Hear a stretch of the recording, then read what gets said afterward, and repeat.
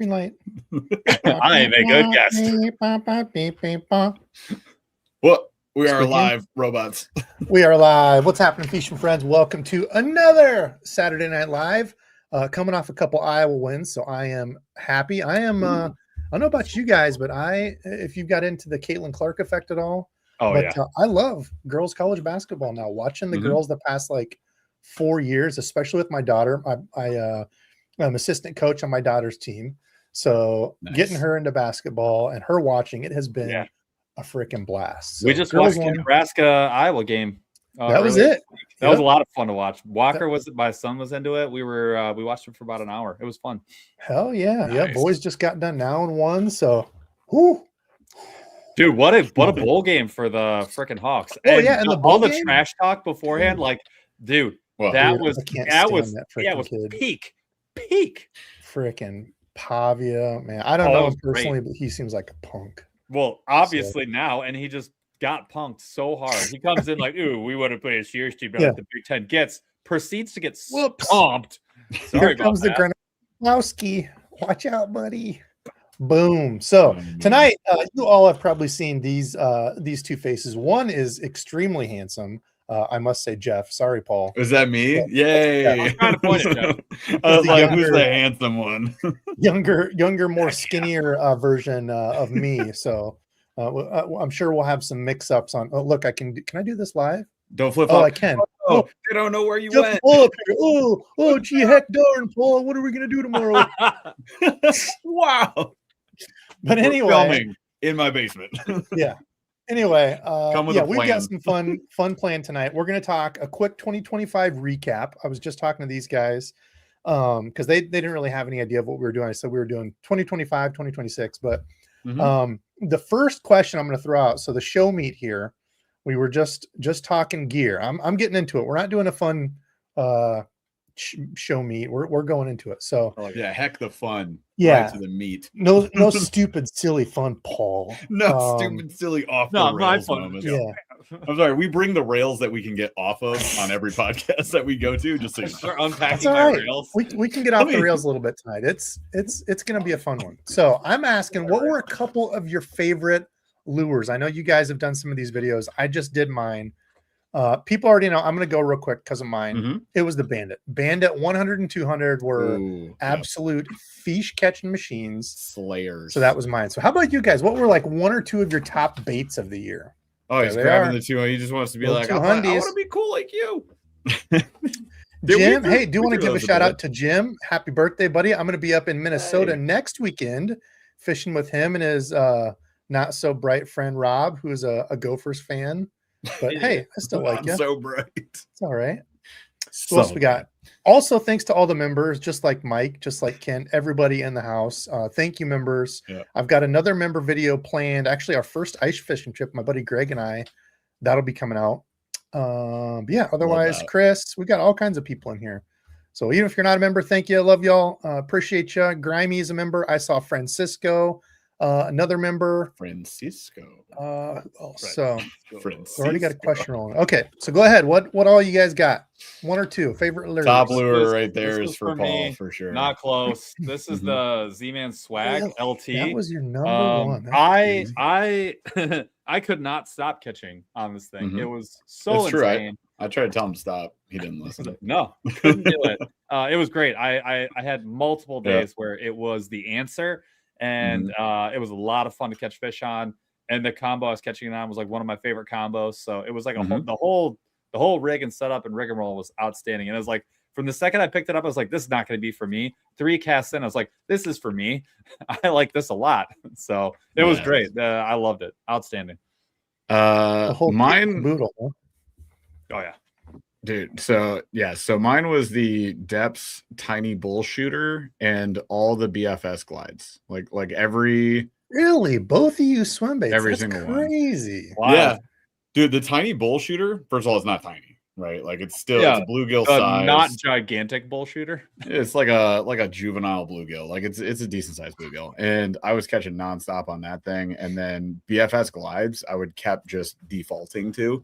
The Jackal Baby Giron was probably my favorite one. Another bluegill style bait. It just works really well up here. And then the Shimano BT, is it the 99 BT? Yeah. That one, that Yes. Shimano little tiny glide, teeny that thing tail. is sick. That yes, that's Little the swager. Gancraft. Yeah, the jointed claw, little 70. That thing was sick. It doesn't do much, but it catches. It doesn't do much, but catch fish. Anything, and it goes down like It just 1 goes- inch. But the fish are like fine. Yeah. These little minnows, they're for free. Like every fish loves them, man. Yeah. So, That's awesome. Easily the most fun fishing that I did. And then yeah, I mean, the BSE was last year, Paul? That's probably last It was. year. The BSE was a revelation in its time. The Big Bite Baits best skipper ever. The BSE. Yeah. That was a Interesting collab they did with stuff. it was Informative Fisherman, like did the design on that. That thing is sick. Still one of my favorite baits. I mean, undefeated Vision 110 Junior. The +1 was the one getting it done for me The this year. +1 was unreal. This was like probably of the top fish that were not caught by the swag. This probably was 5 of whatever was left. Wow. all the big ones. The Vision 110 Juniors were smacking this year. The full size too, but like the I didn't 110 get on a juniors, jerkbait bite. I did not get on a good No? jerkbait bite.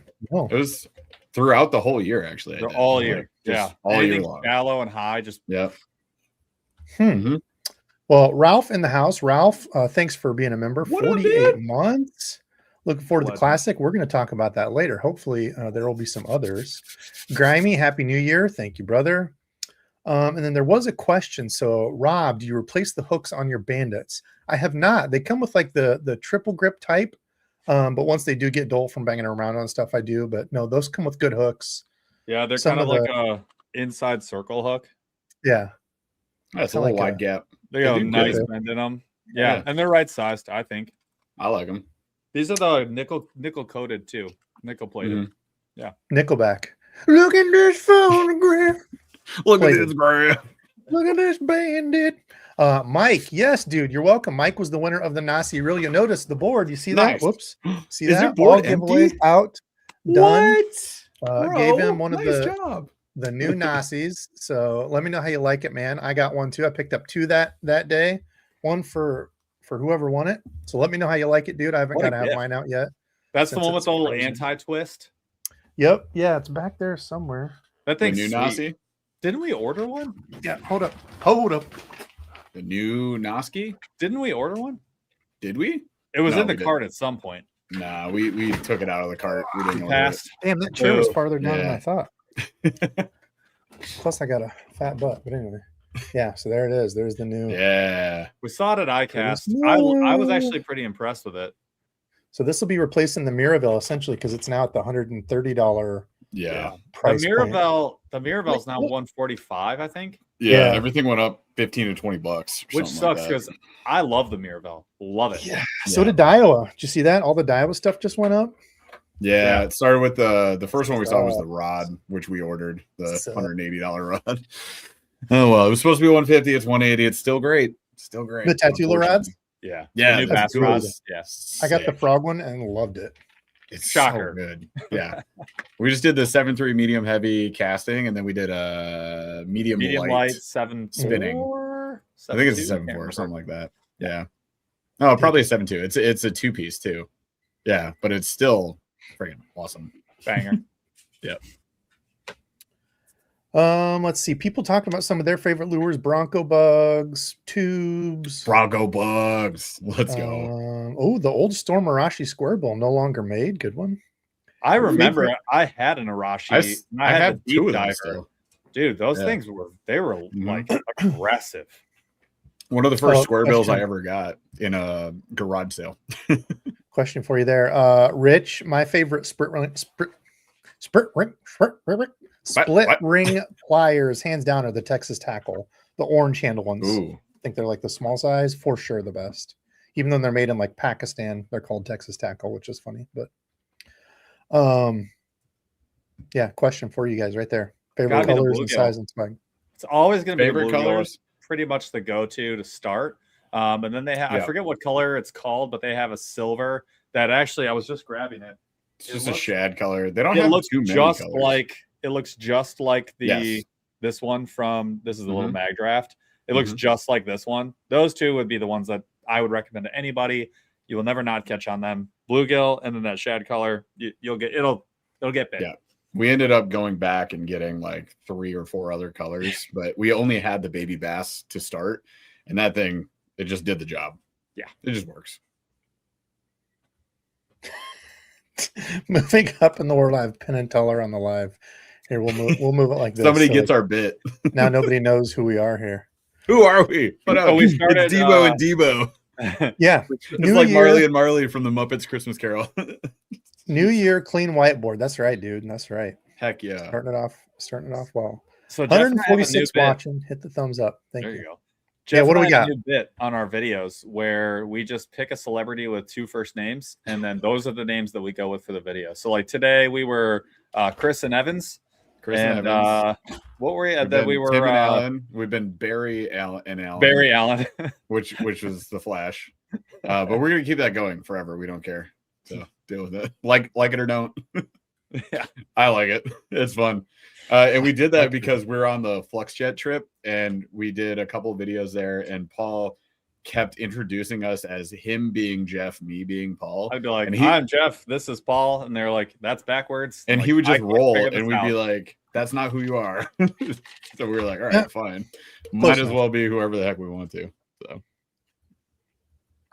price is going up in 2026 more. Boy, I hope not. I hope that's it of the price increases. We'll see. But we talked about that in one of our lives. One of my predictions is that there will be no give back on tariffs. That was my prediction, is that they will not give back the tariff increases. Yeah.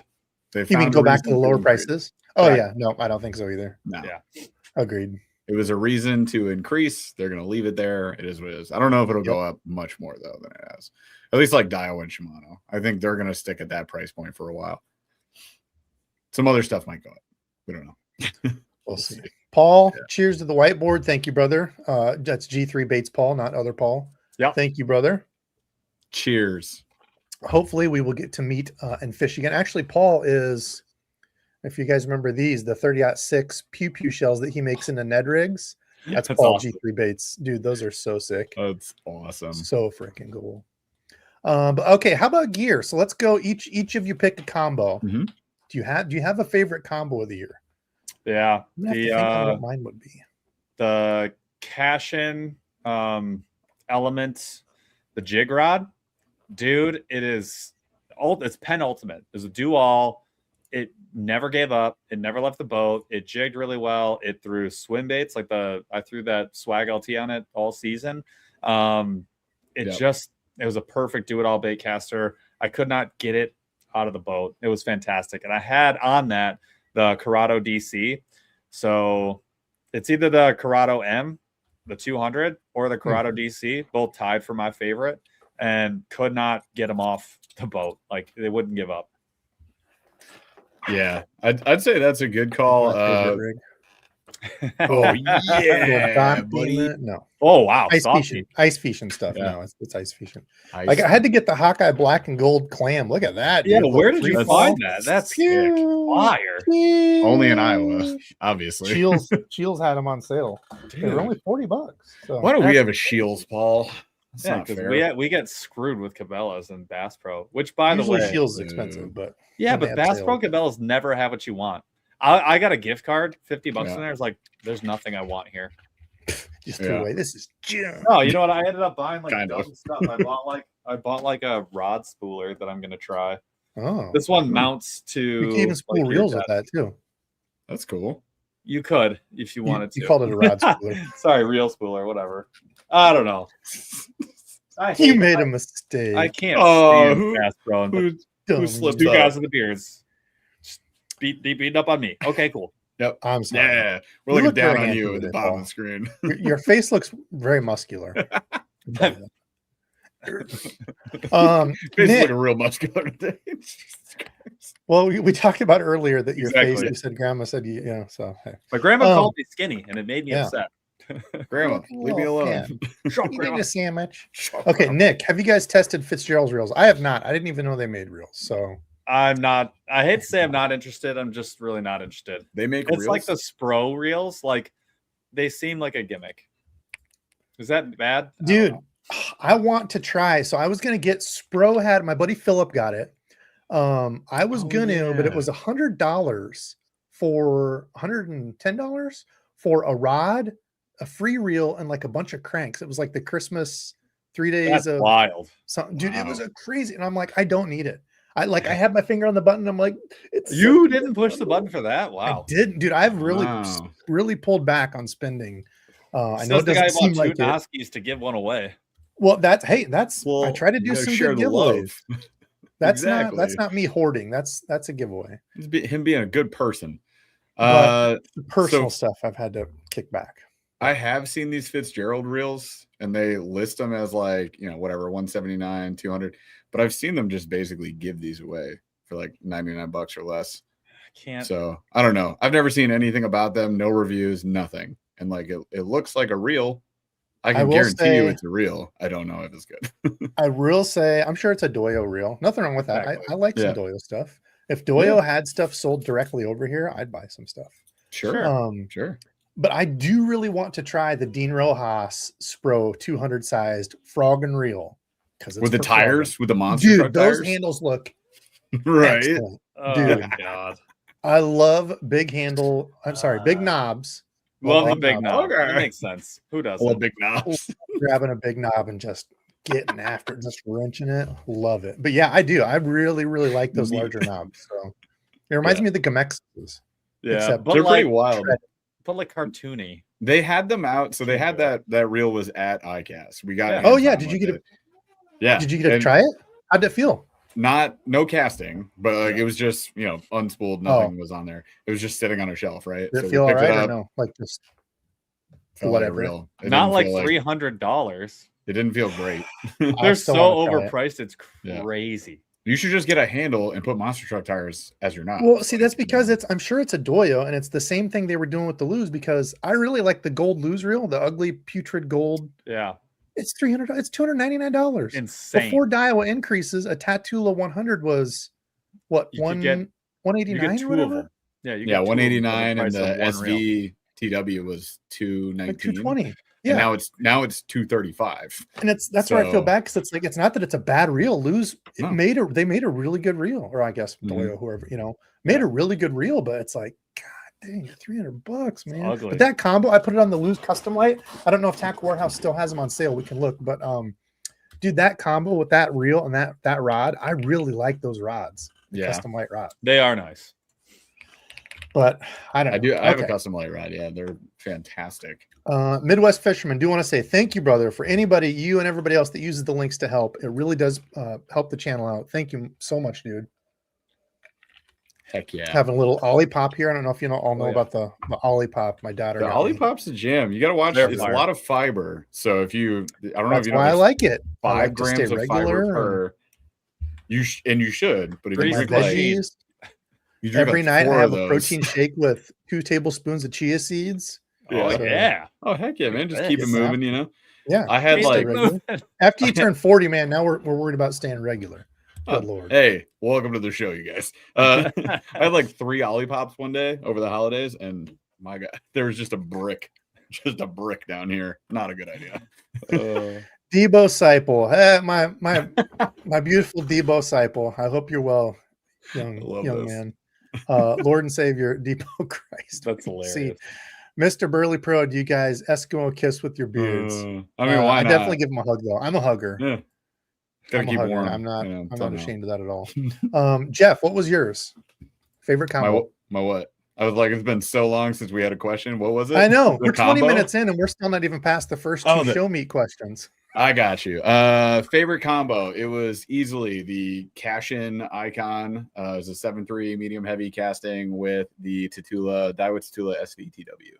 The 100. Yeah. I used that every trip I went out. It was my go-to rod. I fished everything on it. I don't care that it was a 7.3 medium heavy. I fished everything on it because it was just so much fun to fish. And that reel is just so fun to cast. It's hands down one of my favorite reels. Those are very good reels. Yeah. I'm trying to think like what I was going to say the Cash-in Z2, but now I just feel like a fanboy, especially wearing the hat, especially after you guys saying Cash-in. Now it's just a big old.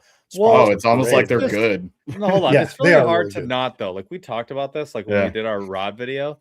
like as much as I want to not do that, it's 130 $130 and they are awesome rods. and they're awesome. Yeah. So it's like it's hard. How are you gonna not? Right. I'm trying to think of all the rods. Like the Z2 crankbait, I used the most and loved it. Mm-hmm. If I had to pick only one, I don't know that would be like my all-around favorite. Like, see, it's funny that you said the jig rod because I didn't like it at all for Texas rig and jigs. No, yeah, I don't soft use it for jigs at all. It's too soft. Yeah, it was but too for soft. everything else, I wish they would great. make like an extra fast. That's the Sure, like yeah. a 7.3 Yeah. extra fast. Yeah, Sure. but I will tell you, the best jig hooks that I had all season was on that rod on a jig, and it was the most satisfying 0.5 seconds of the year. It was. Yeah. And some people like the softer. So if you like a softer, yeah, people like. There's some people that really like that. I don't know for. Dude, I had a half ounce jig on, and it was the biggest fish I caught this whole trip. One of the first times on this stretch river that was tough, muddy area, bunch of just like little fish scattering every time I casted, and I waited like 2 minutes, and I was like, "Go away, fish!" Cast it again back in the same spot, and I hit it so hard I had it up against my side that it like jumped in my hand when I smacked the fish. Yeah. And then the fish was still there because it was a big fish. And I was like, yes! It was so great. Yeah, I was using the multi-purpose actually for my jigs in Texas rig. Yeah. It's a little bit stouter. Yeah. Still bendy, but I was trying. They sent me the pitching one and I liked it, but like you couldn't go under a half ounce. If you're half ounce or higher. So I wish they'd make like a 7.3 extra fast, medium heavy. So my favorite rod for jigging in general are the extra fast 7.4, the ones that can handle 1/8 to 3/4. That size range for whatever reason, and that extra fast and that setup, but the best one I ever had, and I haven't been able to replace it yet, with like quality graphite where it's not a giant broom handle, like bad graphite. The best one was the Tournament Concept from Akuma. That was hands down the best jig rod I've used to date, and I still have it and I still use it because it's awesome. I still think the Psycho sticks from Akuma were also insanely good jig rods, especially the medium spinning for Ned rigs. For like lighter jigs, that medium spinning setup, but their medium heavy 7.3 was insane. And then I would say like I had a great time with the Arc Invoker too. Yeah, the Arc Invoker as my heavy jig and my frog setup was awesome. My best hook sets were on that. I had like bruises up my ribs from just like having that butt section hit me. It was fun. Yeah, I'm thinking back. I think honestly, my favorite jig rod that I've had was that I had a KLX or a Chromium. I forget which one it was. Oh no, you know what? It's probably that Tatula, the old Tatula bass rods. Not these, but the older. There was an older version of them. That's probably been my favorite now that I say that. Yeah, my last like really there was fun a Kistler day. one too. It was either the KLX or Chromium that was really really good as well. Kistler just makes a great rod. They're just not free. Oh. Actually, what? The Abrams. I forgot about that one because I thought they weren't going to make it anymore. Yeah. They just re-released that. Just saw it. Dude, it is. That rod is bad as hell. Is it? It needs a new paint job. Limited. I know what they were going for. Oh, no. I love it. Do you like that one? I love the old school. Yes. I love it. We got to test them out. We picked up a bunch of brands that we've never tested before late in the year, which means we haven't tested them yet. But yeah, we did a Halo, a Sticks. Sticks I'm most excited for. Well, here's a question. Here's one I was looking at. I was going to buy it, but I'm like, I don't need gear right now. Maybe there'll be a spring sale. But people have been asking me about Level. They have a Brian Latimer series. B-Lat series. I'm getting one for sure. That they just released. The drop shot is I'm got to get one. What the hell? Why can I not? What screen is that even picking up? I remember my first time. $140. That's. I think we looked at this, Paul. It wasn't out. It must not be out. It wasn't out because I would have gotten it. If B-Lat makes it, I'm buying it. It's my favorite. He's like the only person in fishing that I would like geek out a little bit on. He's like the coolest. If you met, yeah. Anybody else, I really wouldn't care. And I know that's bad, but like I met KVD and I was like, okay. They have a spin reel too. But dude, B-Lat, he's a G. I love that guy. So they have a composite. And then the standard, I'm assuming graphite, some sort of these like Torre carbon blank. Chatterbait, topwater. Moderate. Oh, well, that's an extra fast. Toray carbon or Toray 30-ton carbon blank. composite. Yeah. I really like I've had a couple of these where it's bare and they have the dual section. Yep. Yeah. I've really liked that like handle type. Yep. What do you think about the composite versus not? Well, I don't know. That's why I thought they would both be. I thought they would be like softer rods, so like a chatterbait and which this one is, but that's kind of strange on the mod and extra fast, medium heavy extra fast. I don't know what that would be. Sometimes if you do, and the other one's a 7-foot medium heavy. It's 3. So I've always been confused about this. Like all these rods, like these extra fast. Remember how we were talking about? I like the 1/8 to 3/4. Yeah. If you scroll down, a lot of these, I mean, a lot are 3/8 to 3/4. That's a small range. The range on a lot of these rods is like very tight. That's it's because it's an extra fast. So you don't have that bend you would with like a moderate or a moderate fast. I struggle with all of those rods. I bought 2 or 3 in that setup, and I've not loved like any of them. It's a feel thing for me. I just don't like it. Yeah, so there's your regular medium heavy fast 1/4 to 3/4. Yeah, I don't know on the other composite why it was. I don't know. That'd be a question for Level. It might be an interesting one to have on. One of us. Maybe I'll get B-Lad on. Yeah, get B-Lad on. I'll get Level rods on. Talk to them. Easy. I don't know, but those look cool. That's one I wanted to try. That is a really nice looking rod. I like that. Dude, if he did it, I'm in it. I know, Chris. Quit sending me the Dobbins Caden. I was going to say was another jig rod. It's I got the heavier one that I really like too. Just all around.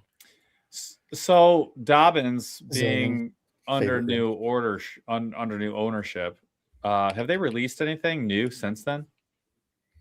I don't know. I don't know if manufacturing has changed and all that. If there's a new. That's why I ask if there's anything. Yeah, I don't know if there's anything new releases, because I'm interested to see what comes out in the future. Because buying the old stuff, sure, whatever.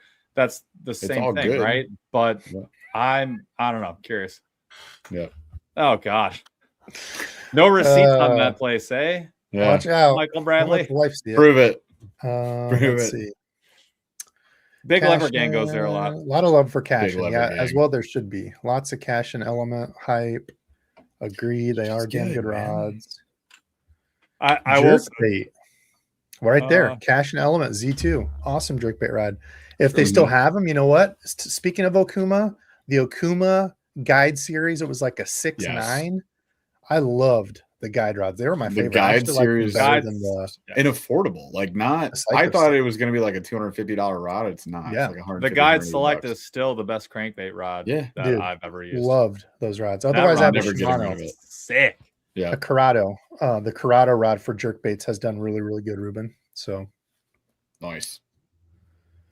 Jeff, what do you use for a jerkbait rod? Yeah, what do you guys use? This year, Levante. No, I benched that one this year. The Levante's fine. I don't care that much about it. I have one too, and I thought the same thing. It looks great. I wasn't grabbing it much. I wanted an Arichi so bad, and I just want to find one that's on super sale. Yeah, I literally can't remember what Ron had set up. What was it? I haven't been fishing in so long. It feels like a year. Yeah. It's been like a month, 2 months since we fished because our lakes froze over super early. I don't remember, man, what my jerkbait setup was, to be honest. Mine, I'm running the TFO right now pretty consistently. TFO is a good one. Their old TFO, the one with the wind grips. The professional. That one's really nice. I like that one. That was a nice one. I don't like the wind grips, and I don't like the new caps. They're too big. The foam cap screw down, but Yep. Jeff, you still liking your tight necks? Jeff? Oh, what was the question? Sorry. Oh, is that for me? Yeah. I don't How have do I like the tight necks? You have the almost tight necks. Yeah, you have the Slayer Propel. So I love the tight necks. It's a fantastic kayak. I don't have it anymore. I sold it. Because I wanted to buy other so good though. It's top tier. It is so good. Very heavy though. You just be prepared. Don't put anything in it. It's heavy as heck. Do your lifting. We do have a hammer coming, which is like fast tight necks, smaller, lower profile, faster. My bet is that Jeff's gonna hate it. I bet that you're wrong, and you'll find It's out. interesting. I can't wait to see what happens. I'm so excited. It's interesting. That's So one of my most interesting, but excited brought it up. things to see how much you hate it. Really? Yeah. I think I'm gonna like it a lot. I can't wait to see how wrong you are. Yeah. Are we gonna test the new canoe? Yes, absolutely. Are you going to test that new? That new That canoe? Yes. 100%. How have they not made that a joke? I thought that the day it came out, they're like the new canoe. I was like, the new? What are you doing? You had your moment. Missed. I've talked to those guys a lot. Just- I told them they got to branch out beyond standing on the side of their kayaks. Just let me at them. There's let so me much have more this. content we could do, you guys. So yes, there's an Dang. opportunity potentially early this year that we could, and then there's an opportunity to just get one at some point in time. So just stay tuned, and yeah, It's going to be we'll get that. awesome. It's the gonna be UMax awesome. for It's anybody going to be asking. great. The UMax is going to be great. Yeah, I know I'm going to love it. I mean, just a faster, more stable version of it. With a battery box, I already love it. Like, just I'm in. There's like 5 things that I'm looking for that I'm really interested to see based on the prior new canoes that we've had that I'm just how waiting it plays to hear out. about. And one is the transducer spot, and it's not Absolutely, it is the Not transducer changed. spot, the cable management, which probably has changed. The plastic, what are they using to run the plastic? There's about 5 things I'm looking for. Yeah. And then also the cavity in the back for a crate to take a 16-16. Yeah, with that new I need to battery see it. box Gotta back see there, I don't know how it holds a crate. I don't know. How will I know it until I will, see it. but Send it to me. Let me figure it out. end it. Yeah, I've got companies sending me kayaks too. I've got Good. about 4 of them on the way. Here we go. Sick, bro. You're gonna need a storage unit. I can promise. That company is us, and I will send you 4 kayaks. I do not Yeah. run them. I'm a 1 kayak pony, and right now we're still running the Dink Slayer. So It's such a good kayak, yeah. though. it's It's one of the it's best everything used I wanted. kayaks it's one of the best used kayaks you can buy. Like check Yeah. all the boxes, minus having the integrated live well that I fixed with the tubing. How Classic they haven't native. fixed that, I don't know, dummies. Yeah. But But dude, I mean, really, Allegedly, it's it's fixed such on a the good hammer. Yeah, We'll well see about allegedly, I said. See. Paul. I shouldn't We'll say find out. dummy. I'm sure they've tried to fix it, but with all the ones already out there, It's yeah, like you not said, a it's- hard fix. Yeah. I've told them the answer. I love, yeah, dude, I Hey, love it. The only answer. thing is, I'm really thinking this year. So I had to spend money on electronics. I got the Eagle Eye, which, dude, for Nice. ice fishing has been Oh, I bet. badass. It I is bet. so much Nice. fun. Yeah. Nice.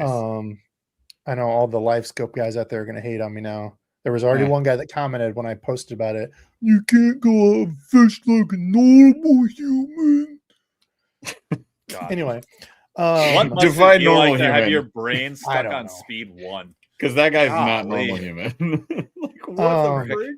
anyway, I picked up that and then a new side scan. And I think with the quick connects, with the cool thing about the Eagle Eye is it has no black box. So that can be a Mm. plug and go directly to my Yep. battery. Yep. And then I'll have my clip-in thing. Like I'm only going to run one or the other, but I figure on the lakes where like I already know where there's structure and stuff pretty much, I Yeah. can kind of use that to fine tune. Yeah. But for new lakes, I got the Lowrance HD HDS. Pro, whatever 10. So I've got Nice. side and down, all that's fixed, for bigger lakes that Yep. I want to side scan and stuff.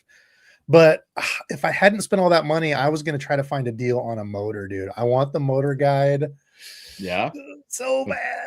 That's the only thing is with that. I'm like, I think I might have to look at a motor, but I don't know. Oh, so what do you do when you get a motor? Do you leave the pedals at home? Because I can't imagine not having my no. pedals to fight fish and stuff. No, you leave the pedals in. Okay. Man. You can motor around Get with to the your pedals spot and then, yeah. in. You don't even have to lift them up. I never did on No. the Titan X. I just left them down. Because you have a prop, Just- it'll just spin. yeah, just watch the pedals because they'll go with the prop and then they'll Oh, jag yeah. your shins. with the native like metal pedals. You just gotta watch out a little bit. You'll be Yeah. fine. You'll be fine. But yeah, I left it in all the time. On the Titan X, I only ever had the Motor Guide XI3.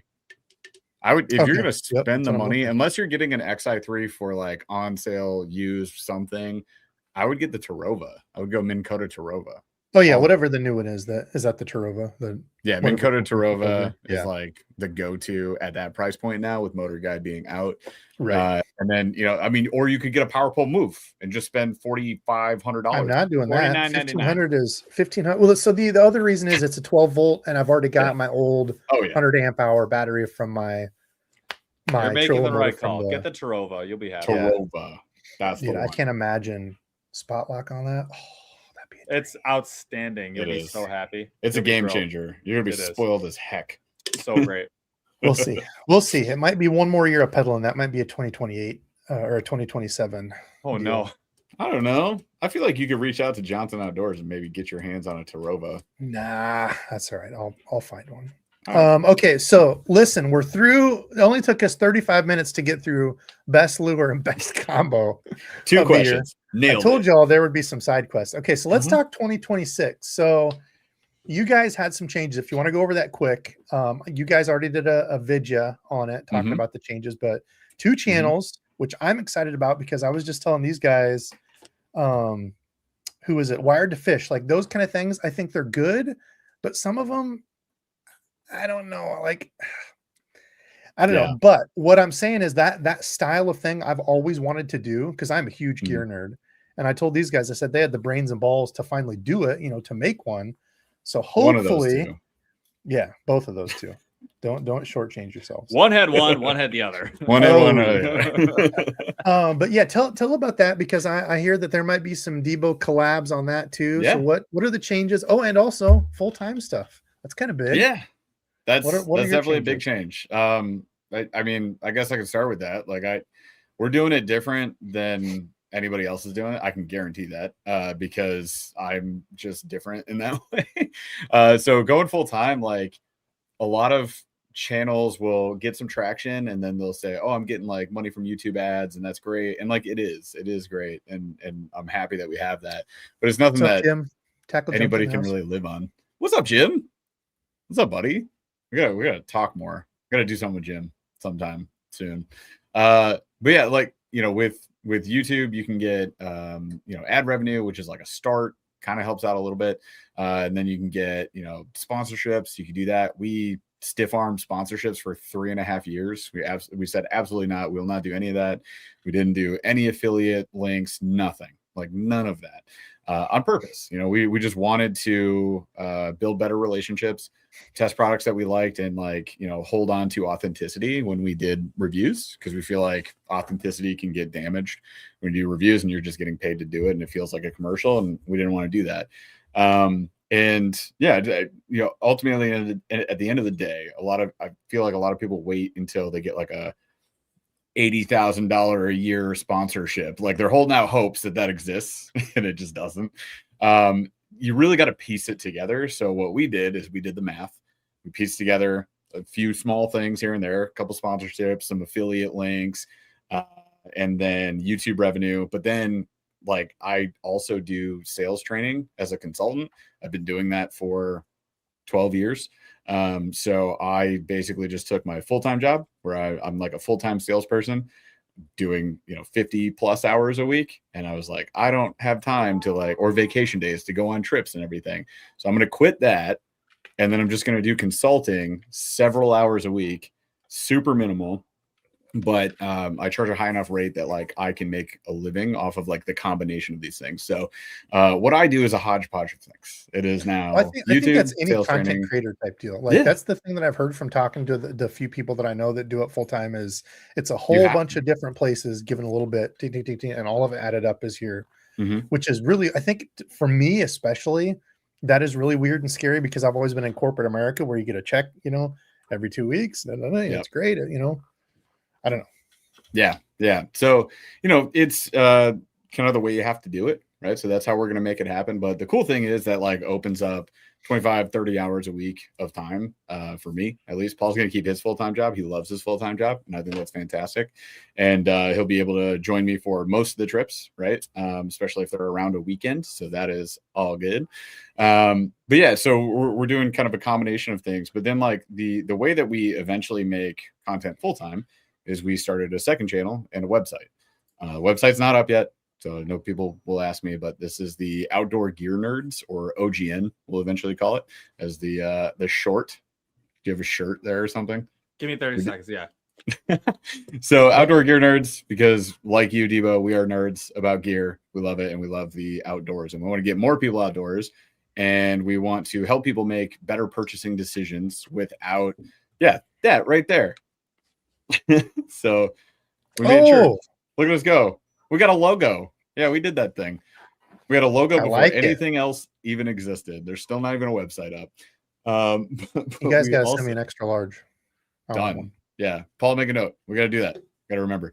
But yeah, with the website, to your point, we've seen the Wired to Fishes, we've seen all these other review websites, right? And eventually they just get sponsored, and then they only show certain brands. They don't show everything, and you start They seeing show the same things as favoritism. everybody else. It's so annoying. It's the same blogs over and over again, and then you go to your site, and the site is all ads, and it's like hard to find anything. The navigation Their site sucks. is awful to try and like navigate. Yeah. You can't navigate it. You just hope that what you want is the next recommended website. Yep. So what we wanted to do or bring to the table would be a website that's navigable like Tackle Warehouse, where there's like easy to navigation by category. You can go to the category. In that category, you see the items, you see the review scores on them, you see feedback, from us, for example, or from Debo, for example, because we'll have guest reviewers. People on that the we website. trust, like Debo. Yeah. That's where Debo comes in. That's where guys like Punch Fishing come in. Tackle Junkie, like people that we trust, that we know would review a piece of gear better than we would. That's how we fill in the gaps, because we're good at a lot, but we don't do everything great. Like reels, I'm average. I have average sensitivity. Yeah. Somebody like Debo has knowledge, experience, depth of experience, and like that high level of sensitivity. That's who I want doing it, the review, not me. Yeah. And we're only two guys with so much time. So it's like, if we can just expand and like work as a team or a community, then we can get a lot more products reviewed. And again, help people make better purchasing decisions, because your money is hard earned and we don't want you wasting it on stuff that sucks. And we don't want to waste our money on stuff that sucks either. That's why we started doing reviews in the first freaking place. I feel like I could get away with using that. He's an Iowa fan, so you could say, like, can't you say one last cast? Everyone knows the rules, and then that it's not the last cast. Get it? One last cast. Everyone knows the rules. Yeah. Dude. Portnoy's gonna hit us with a trademark. Oh, go ahead. What? He's a billionaire. I don't think he would. He's an Iowa fan. I'm 100-aire. Like, so was Theo Vaughn. I'm a couple dozen-aire. I mean, we're dozens of dollars. That's what's in my wallet. And I see people chatting, by the way, too. So, like, yes, be careful, because you're unbiased right now. And Paul and I have had this discussion a lot. Unbiased really. Did I freeze? No, keep going. Oh, it froze on my end. Unbiased is maybe not the right word. I think we got to stop using that word as much, because everybody has bias based on experience. So like, I like big kayaks. I like the Titan X. Paul does not. He is biased against big kayaks. I am biased towards them. So if I were to say like the Titan X is best kayak, it's the best kayak in my opinion. Yeah. Or like this reel or this rod, because like all these products, they work, they function, and like to this person it's the best, to this person it's the worst. It is what it is, right? Well, you've got to stand on. You need a steady stick. You're not absolutely not. I need a those harness things that they strap you in when those. And then we have a line above you. You lost 12 rods one time. Dude, that wasn't even from standing. That was from sitting and trying to paddle through muck. That was lost his life that one time. Those guys that used to do the stunts on the dual wing planes, where you're like locked in and chained in, and they would do the. I remember what the hell they even did on those, but that's what I need on my kayak. So God. We can that's find definitely what you want when you flip over in a kayak, to be chained. Yeah, chained in. I'll have like the wakeboard parks, quick release. Yeah, do that. I love that. So I do. This is important though, because Jeff and I were talking about this earlier about biased, unbiased versus just authentic. Like authentic. These are our authentic reviews. But here's the thing: the nice part about OGN versus AAA being sponsored means you get some sponsored content. You still get mostly unbiased reviews. You don't have to worry too much about that. Not much really changes. It's just maybe overweighted towards, if I show a motor, it might be one motor instead of 5. But on OGN, using a brand, right? Like a particular brand will be like our go-to. Yeah, not a huge change. But on OGN, it's untouchable. We've told every single person we've talked to, you get the nice thing about having all brands there is that they all need to have their product there in order to just be in that space. So if someone's going shopping at our website, if you never sent me something to review, you never had a shot to begin with. So you can't be mad about the review. I'm just going to review it. Too bad. And if you don't get your product there, anyone that goes there is just not seeing your product. Now they may know about it, but they're not getting our take on it. So the nice thing is like we actually gain all of the power when it comes to being unbiased. I could say whatever I want because under a different brand entirely. Like it is OGN. There's no AAA involved. So that's where the split and having the website be there with everything on there is the best. Like it really gives. And the other thing about, I was talking about this earlier, unbiased and authentic. What it means is not, do I specifically love it or hate it? That's not a valid review. When we review something, we review it in the spirit in which it was designed. So if Cashin sends me a frogging rod and I try and drop shot with it, I'm like, well, what a piece of garbage. Well, that's not what it's for. When I review it, I take it frogging. I put, 50 or 80 pound braid on it. I will frog with it. And then I'll be like, you know what? As a frogging rod, it's fantastic. As a jig rod, it sucks. Like that second part never even makes it. And like a big heavy kayak, I don't review it in a skinny creek. You take it to a big piece of water, you trailer it, you throw it down just like somebody who gets a big kayak would. That's how you review it. So unbiased, authentic also means being fair and like reviewing it the way that it was intended. That's what's important. And I honestly think those two words go together, because I think there's going to be bias. And I want to preface this with bias in like the way I look at things, whether or not I work with the company or not. And I think if you use bias with your authenticity and even tell people, like, people know I'm a Daiwa fanboy. So when I pick up a Daiwa, I'm probably already going to like it. And I'm make that 100% transparent. And if I don't, I'll be damn sure to let you know, just like the 80s. Tatula 80s are on sale. Tackle Warehouse has them on sale. Somebody else was saying, I think Hookup has them on sale. Tackle Warehouse has them on sale, $149. Great reel. Both of mine have been dry, and you have to keep them oiled or they will screech. I've had multiple Daiwas come to me completely dry. But I love Daiwa. But I think if you're clear about that, and I think your reputation, the same as mine is, we're going to give you honest feedback. I've had a horrible encounter very beginning of my journey that I vowed never to do anything for a company, proprietary, what's the word when you're all with them? Exclusive. Like solo exclusive. Exclusive. Vowed to never do that. And if you don't trust my opinion, you think it's even if I have even with Cashin, there's things of Cashin I don't like. The real nut, hate it. I wish they always hated it. I've said it a million times. And I'm going to be honest, and I tell companies that if you want to work together, here's the deal. And if they're not okay with it, you're not going to see them. And if they are, you're still going to get an honest review.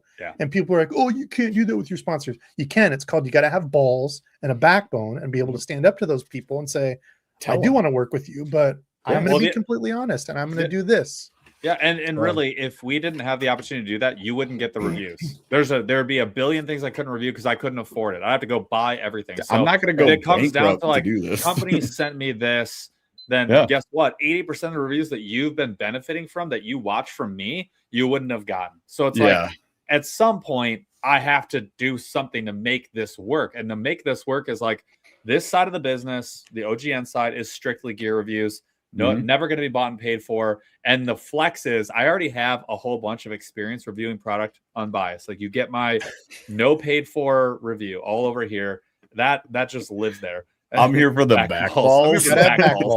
Backbone plus balls. Well, and then here's the back balls, though, of what Paul's saying. Basically, what we do that I feel, I guess, a lot of people maybe either gloss over, skip, or don't try to do, is we just tell companies up front that we're going to be legit. Like, I'm going to say it sucks if it sucks. And they're like, and it's not even legit. It's just that I'm not even like, because a lot of companies, kind of behind the scenes, a lot of companies will say, we'll send you this. We just want you to do a review on it. Talk good about it, say some good things. We say no. I'm not into that. I'm not into that. I'm going to do the review because that's I'll do a review. I'm talking to you. But if it sucks, I'm going to say it. Yes. We have morals. You got to work hard to find pros and cons on everything. Like my favorite stuff, I have to find a con on it, right? Because it's not about just me. That's, again, the bias of me saying this is my favorite thing. I love it. It's infallible. There's nothing that could ever be wrong about it. No, you have to take a step back, like Paul was saying, and like, what is the intended use? It might not be for me, but I have to review it for somebody else. Like Crescent kayaks, they're not my go-to. Like it's not a kayak I'm going to pick out. But if I'm going to participate in a review about a Crescent kayak like the Smalley, which I would never use personally, I have to pretend I'm not me and then review the product as is, right? Like, but then you do so many cool this sucks for tall people. If you're tall, you'll hate that kayak. If you have long legs, you're gonna hate this kayak. And like that's what I tell people. I'm like, this kayak is for some people, but then it's niche. It's very niche, and like, it's still awesome for that niche. Outside of that niche, you're struggling, and that is what it is. And like, what honestly, you guys, what I would hate is for you to do one of my reviews, go buy a kayak, and be like, what the. This is nothing that he said. What are you talking about? Like, that would suck. I want it like 9 times out of 10, you get a product like, oh, I see what he was talking about. May not be relevant to me, but like I see it. I see where we're getting it. Brian nailed it. Now you just need to be more creative with your wording. Hey, looking to throw a bladed jig but want a bit of an extra challenge? Meet the Google clickbait. It's catching fish. Hard mode. Hard that is funny.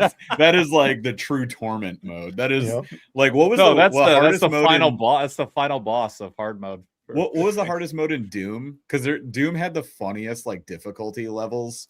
Well, it was like don't hurt me, and it was like hurt me plenty. Yeah.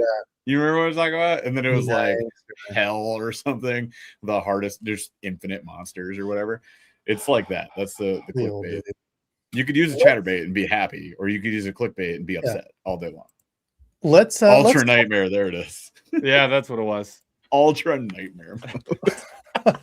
Yep. Clickbait. Let's talk plans for 2026, because I think there's some room for some collabs.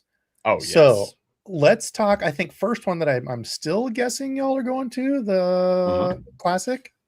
We're going to the classic. We're actually have to now. Well, yeah, now that we said it on DEBO'S show. We're going. Oh yeah, you got to get your belt. So yeah, we're going to the classic, the Kayak Angler Magazine Yakov Champion belt for Paul or whatever. Is goes on the channel in my office. I'm good.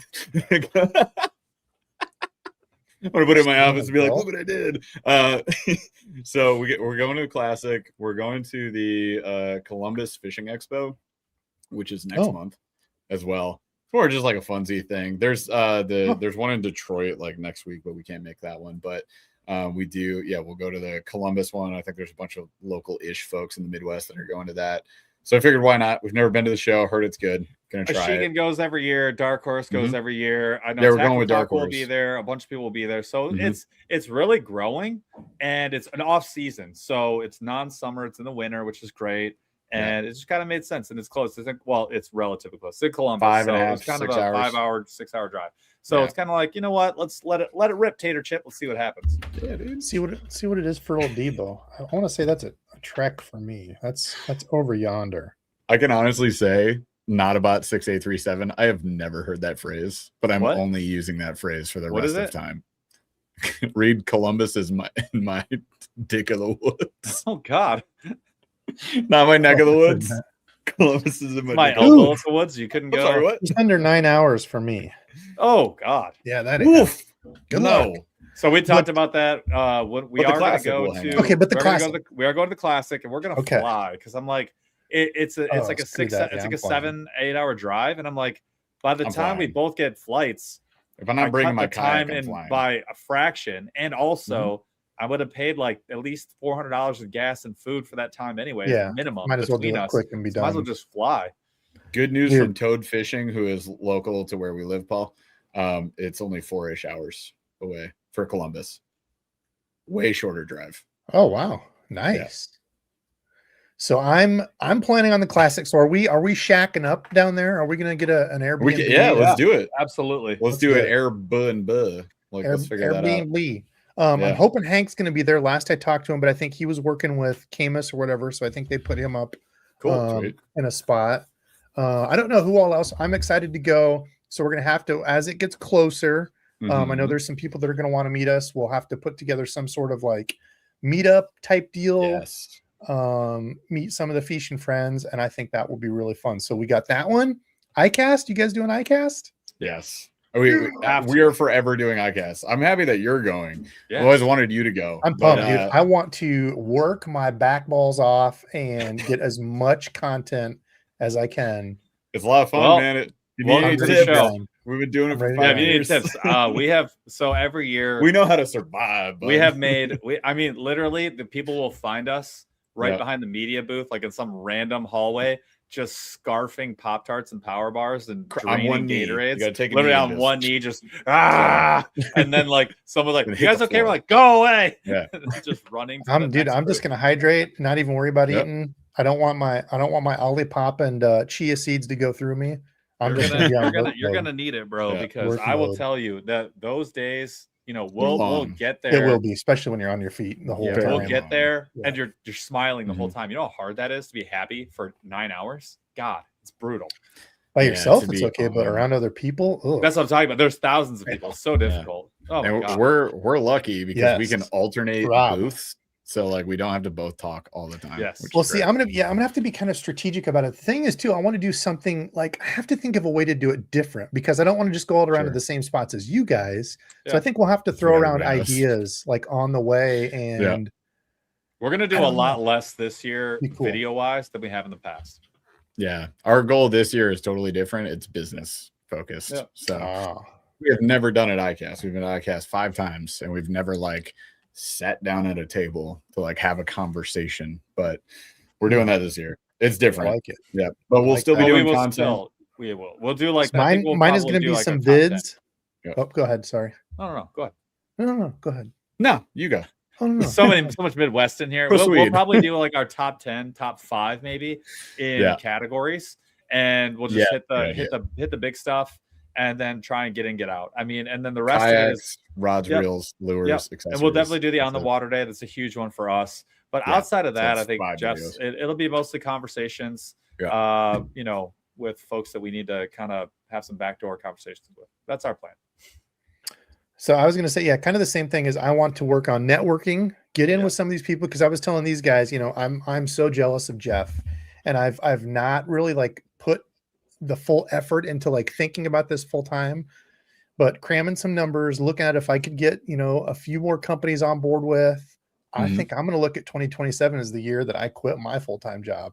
Let's go. And Debo, I mean, you gotta take the big. I think the big takeaway, is find. You've got YouTube that you can maintain from a volume perspective. Like you can manage that with current hours. So it's like you got to maintain that, and then I think you got to find another chunk that maybe services like 35% of what you're making now, maintains benefits or whatever you need on that side of the equation, and is maybe 2 days a week, and then. That's something you can set aside much easier than a full-time job. Sure. And then you can grow. Exactly. You can grow it over time. You don't have to do it all in one shot. And then that way it's like, look, I'm making close to what I was making before. I'm still working the same amount of hours, but maybe now it's like 70-30 and 70s now fishing. And then that gives you the opportunity to do more, which eventually you could, turn that into a transition. I feel like a lot of folks I know you're not doing this. You're not suggesting you're doing this, but I see a lot of folks just jump in feet first without a plan. Yeah. And they're like, I quit everything and I'm full time, which is, hilariously the title we use. I don't know that I like that plan.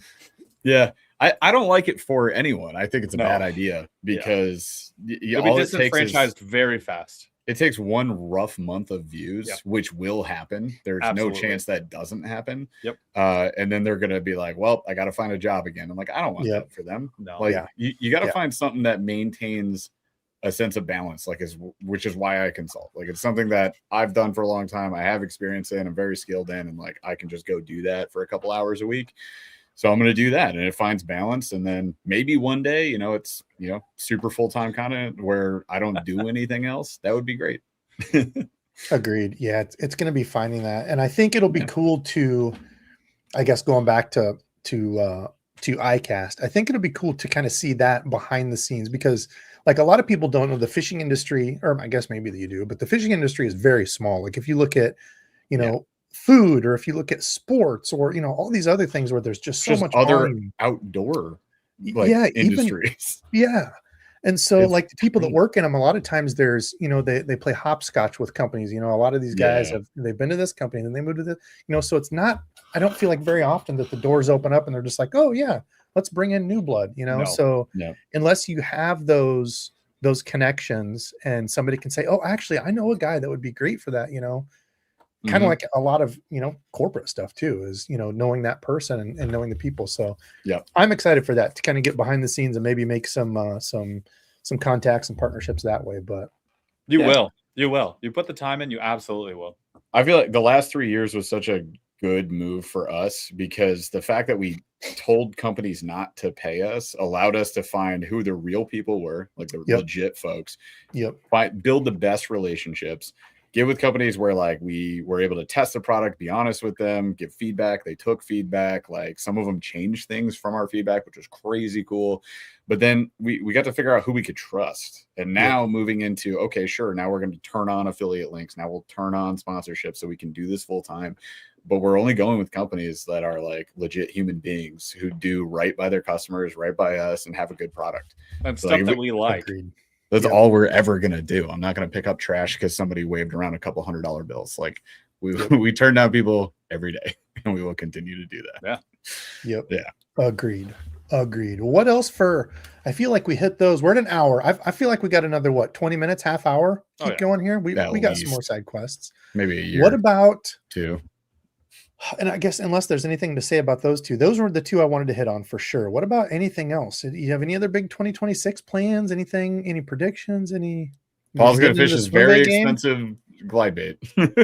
Okay, I like it. Clutch Eco. They made me buy. It was 15% off. This is the one. This is going to change everything for me. I thought that was going to be the one for me. It will be. It will be for me. You need to wait. I will just say it didn't sink the way that I thought. It's very. I don't think it's going to sink at all. I don't know what that means. But okay. That means he's going to put it in a tree. He's going to put it in a tree. First cast. I'll never get it wet. It's not even going to get wet. It's going to catch so many fish. Bone color, bone dry. Okay, swim bait. Yeah, maybe we talk about that. Yeah, what's one technique or lure? So, Paul, swim baits. It's that one. That's it. Oh, yep. Okay, I have a resolution to do that every year. I'm still going with spinner baits. I've had more success on larger baits this year than I ever had before, and I have more confidence than I've ever had before. And it's something that I will struggle with, and I won't get to do it as much as I want because we always have to like test things out. But I'm willing. I'm ready, and I think I've got some people that I have chit-chatted with, on Instagram and stuff like that, where I'm getting good information that I feel like is totally different than what I've ever had before. And I'm feeling like this is the year. Okay. Fair. That's one. I like it. Okay. I'm still struggling to make spinner baits great again. This year I thought I was going to fish them more, and I ended up fishing just weirder stuff and crankbaits more. But it was still a good year of spinner baits. Had a number of good days, but I want to make sure spinner baits are still great because the damn chatterbait talk. Come on, bring them spinner baits back. I mean, spinner baits are still great. I know. Spinner baits were big this year. That was probably my top 5-ish. And every time I went to fish with other folks, I saw more spinner baits get thrown this year by other people than I ever have. Really? Good. I caught more on spinner baits this year than chatterbaits. Well, last year. Absolutely. This year. Yes. Yeah. Well, which was surprising because I was like big on chatterbaits the year before. This year was like all. Well, there were so many releases on chatterbaits in 24. It was crazy. Jeff, how about you? Do you have a technique or lure or anything that you're like, I really want to get better with that? Yeah, I mean, I guess I would say still swim baits, always swim baits. But if I wanted to do something different, it's like I'm good at everything, so it's kind of hard to. Yeah, Jeff's like I'm full time. I'm pro now, so I'm pretty much. I can catch on everything, but I'm not good at it. Yeah, I mean, swim baits is always one of those things that I want to be like way more consistent on and like more aggressive on. So we'll watch like, Atypical Outdoors and Northern GA fishing, go down the river and just fishing, Clutch Ecos, whatever other glide, just big glides on the river, up in the stuff. And I'm like, I want to do that with confidence. Yeah, that would be cool. So I think that's the way I'd like to fish. I'd like to learn that and get a lot more efficient and effective with it. Okay. That's a pretty safe bet. So, I mean, we fish everything. So I can't think of like a technique I haven't touched that I want to try this year. Well, not even like that you want to try, but maybe you're like, I don't know, you used to be good at frogging or something. And you want to focus more on catching, something like that. It doesn't have to be like, be good at it. But like, for example, mine, I will say is I want to focus more on targeting the brown fish because I don't chase them enough. I'm very large. I don't know if I've ever seen you with a smallmouth. Yeah, I just caught my PB smallie this year on the river on the Mississippi with my buddy Brando. It was just a hair under 5. So that's great. That's awesome. Yeah, that was a tank for me. I've never caught. Isn't that thrilling? They are crazy fish, and that was on a lipless. That was on a Booyah one knocker. So it was a fun day. But yeah, I would like to do that more because I know we've got guys around here that focus on that. Some of the smaller, smaller rivers, kind of backwaters. Because I'm still not confident in my kayak on like a river with a lot of current. Your kayak is okay. Downriver, you're fine. Going up is tough, and cutting across is tough with your kayak. It just grabs a lot of water. Yeah. So very, very slack places that I can put it. A hammer would do you real good. Yeah, I've got one, so I got to make it work. But yeah, that's kind of my deal. Otherwise, more frogging, dude. I want to have another frog year. This year was okay. We had some fun frog days, but dude, I just want to seeing some of those guys like Jay Lee and those guys when they're at like Gunnersville and these places where they're just 100 frog fish a day and stuff. Like, well, you got to go where it is. That's the problem, man. It's like that. I can catch fish on a frog all day long, even on my little dink lake here, and like that's great. But like to have consistent big fish bites on, like you got to go where that is, and like it's just not around the corner from me. We try to find like new frog spots every summer, and like we always get let down. We end up finding a few like okay spots. So I'd be with you, Debo. Like I would love another like good frog day. We've had a few. My last like best one was 2 years ago, but I want like another big frog day. That would I want a 50 frogfish day where my hand hurts so bad from just swinging on frogfish. I had some good ones this year, but like I want that more consistently. And I know, like, dude, with the backwaters of the Mississippi, I know there are places that are just gold mines. There's a bunch of guys I know that are in Minnesota that is what they do on the Mississippi River is fish frogs almost exclusively. But I ain't about to touch the Mississippi with my kayak. I know there's guys that do your it. kayak would be fine. Dude, hell no. Absolutely not. I don't know if there's some place where guys secretly, but for everywhere I've seen on the boat, I would not trust a kayak, any kayak, a triple wide kayak. Put me out there. Hell with that, man. Why not? I guess I have small backberries, but my backberries. Switch to berries. Little tiny backberries. My back marbles can't take it. My back marbles aren't big enough, man. But yeah, more frogging. And actually, I'm excited to try messing with some different gear on that. So, always 50-pound braid, all that stuff. But I want to look at some different types of rods. I want to test so like one thing I hate on the cache and stuff is micro guides. Yeah. And the elements have a big tip, which is great, but smaller guide. So I want to try to put that to use because I had some comments that people didn't believe me, like, oh, it doesn't matter. I've had it happen before, man, with micro guides, and I've got it stuck.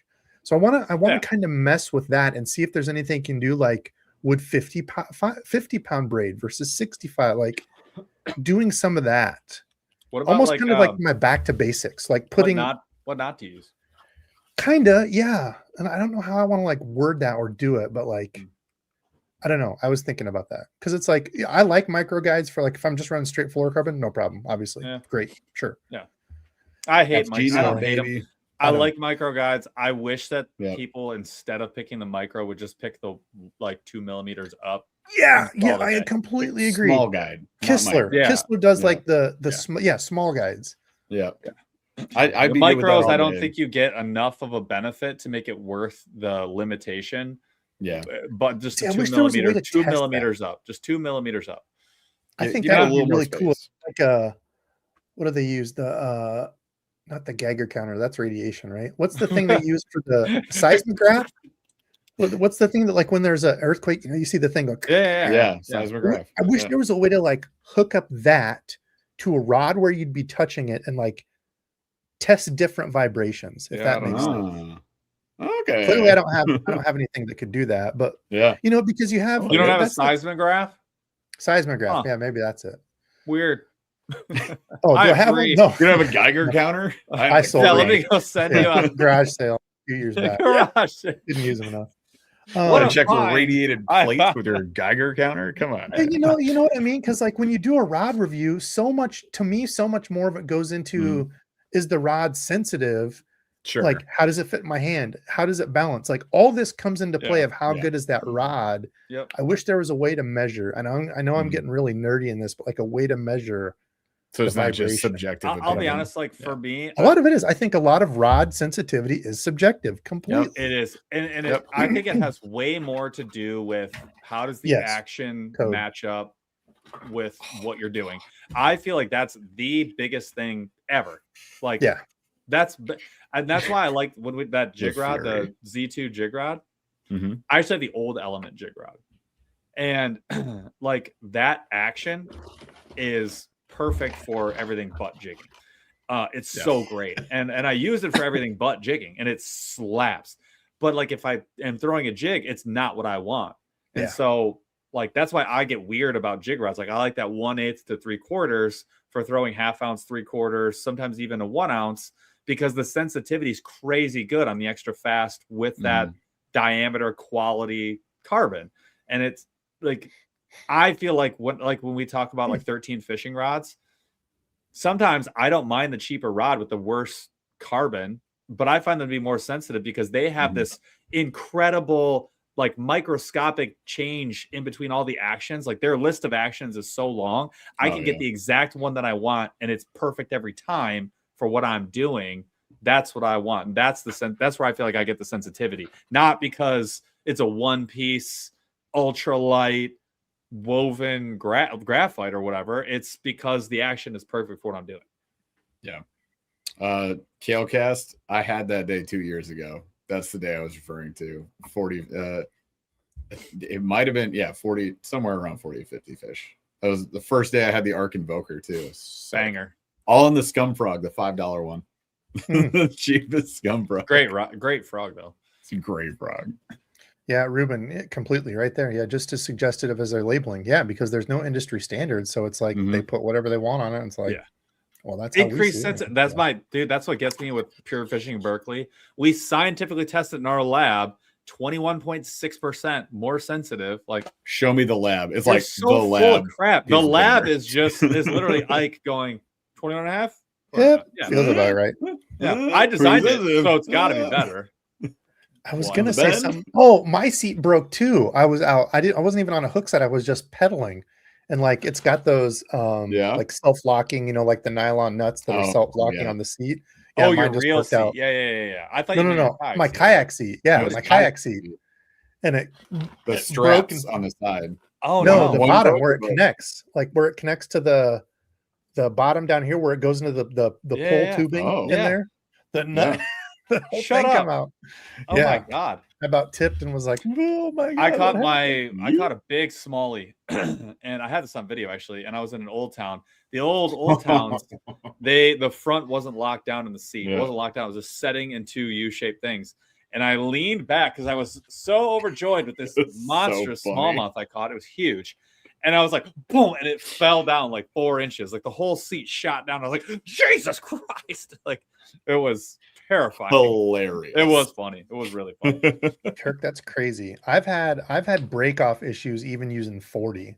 It's not that the braid's tensile strength is bad. It's just that if you get any sort of nick in it or get it caught in anything, I don't even go below 50. I might have to try some of that. There was another Sunline that I wanted to try. The shooter? No, was it the pitch and flip or something like that? I think I got a thing of it on sale. It's not new or anything, Kirk, or anybody. But I picked up a spool of that, I think 50 pound. Oh, I forgot to talk about that. Damn it. I had that written down and I already did my reviews, but Suffix 832. I had a couple people say that it changed and it sucked. I don't know what the hell line they got or if it was, I don't know. Suffix 832 is badass. That was the reason I brought that up. It was one of my combos I used for frogging. Actually, do I have that one here? Oh, I don't think it's that one. But anyway, I spooled that up, 50 pound, still super solid line. So yeah. Honestly, we got so much of the Akuma line. We're still running off. It's great. I don't want to get rid of it. It's so good. I got so much soft sad steel. In a year or two when it's gone. The soft steel is phenomenal, and got a couple thousand more yards. Phenomenal. Yeah. Yeah, I forgot P-line. I have been running the P-line, dude. That stuff is money. Love it. I haven't tried the 4 carrier though. That would be interesting to try. I didn't even know they made it. Chris sent it to me. So Sweet. yeah, I think the 832, that one, or the J braid, I think are still my favorites. J braid's my all-time favorite braid. Dude, for the money. Yeah, it is. Totally agree. So Red box, white box, don't care. They're both great. Gold is overrated, but the red box is where it's at. That's all you really need. Let's see. Okay, what else we got for questions? Let's open it up. Let's do rapid fire. What do you got for questions for us? Somebody wanted to know if we're gonna build our own rods.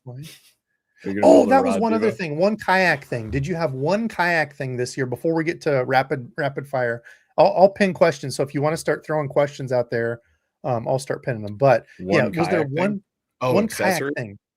Yeah, and it doesn't even have to be that. Like it could be one of the motors you like anything. Sure, go for it. Yes. Evolution bags. Dude, I'm telling you, like we have been looking for so long for an affordable, durable, convenient, like plastic storage solution for kayak fishing. We've tried 1,000 bags. This comes in 3 sizes. This is the extra large. You get one of these and 2 mediums. They're $17 or $15, $12, depending on the size. And these things will change your perspective. They're not 100% waterproof. The zipper, if you lay it sideways and like soak it, it'll get wet. But as long as you have these things vertical, these things are incredible. They are one of the cheapest products out there, and they are the heaviest duty. These are in the flat bottom. The zipper that comes over the edge lets you fully open it up. These are awesome. Phenomenal. And we have a code for this one, which gets you a discount, which is crazy. It's crazy. 20, right? AAA 20. AAA 20. I will double check it. I have it right here on their website. But dude, I mean, you gotta go through their website. You have to go through their website. It's AAA 20. Yeah. The 20% off on a product that's already like free.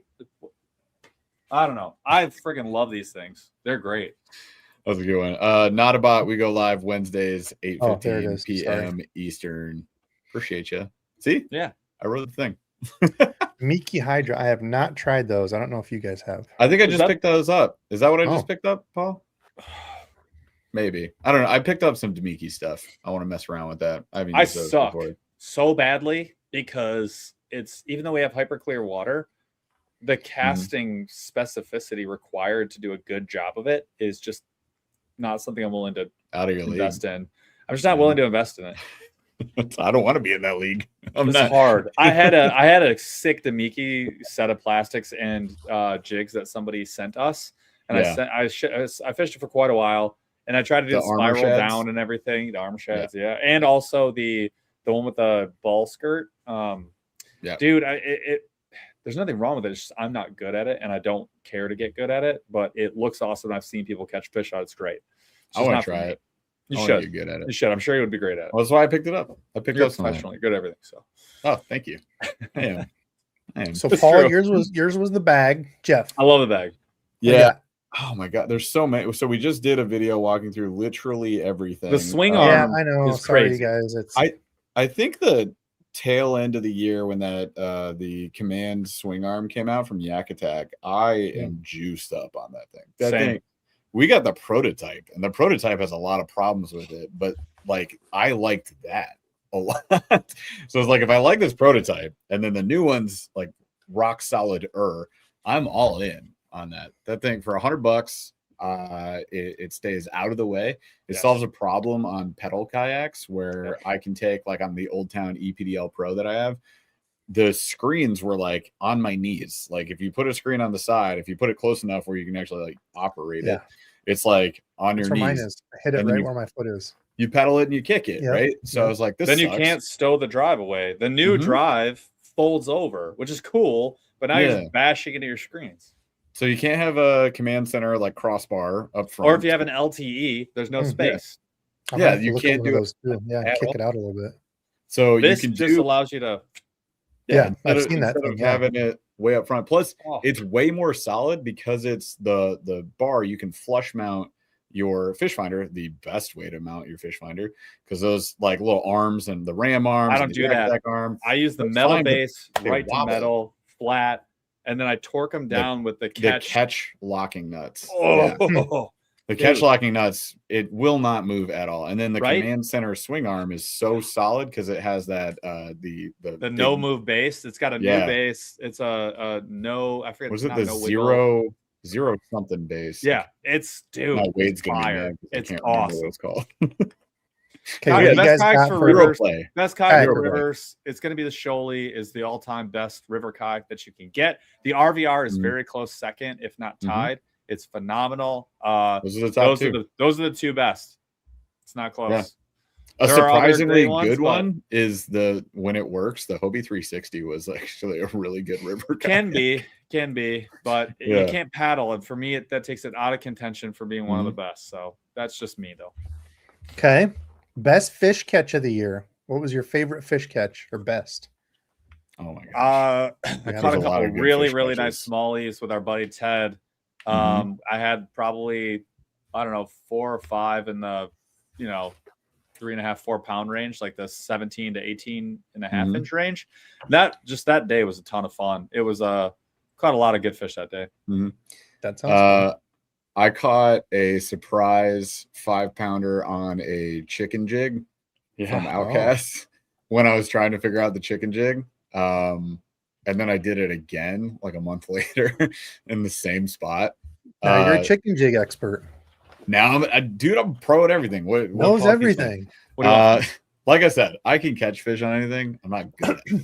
But it's been known to happen from time to time. If you cast enough times to the same spot, a fish probably will bite it. But yeah, so I'd say the chicken jig, because it's a jig hook set and it's a 3/4 ounce jig. So I'm just hopping that on the bottom and just blast them.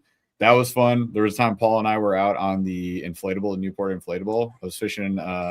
It was not your favorite brand, but it doesn't matter. But we were testing these rods, and I got a hook set that like snapped. It was like a whip crack. I was like, I was scared. I was like, on video, he was like, "What?"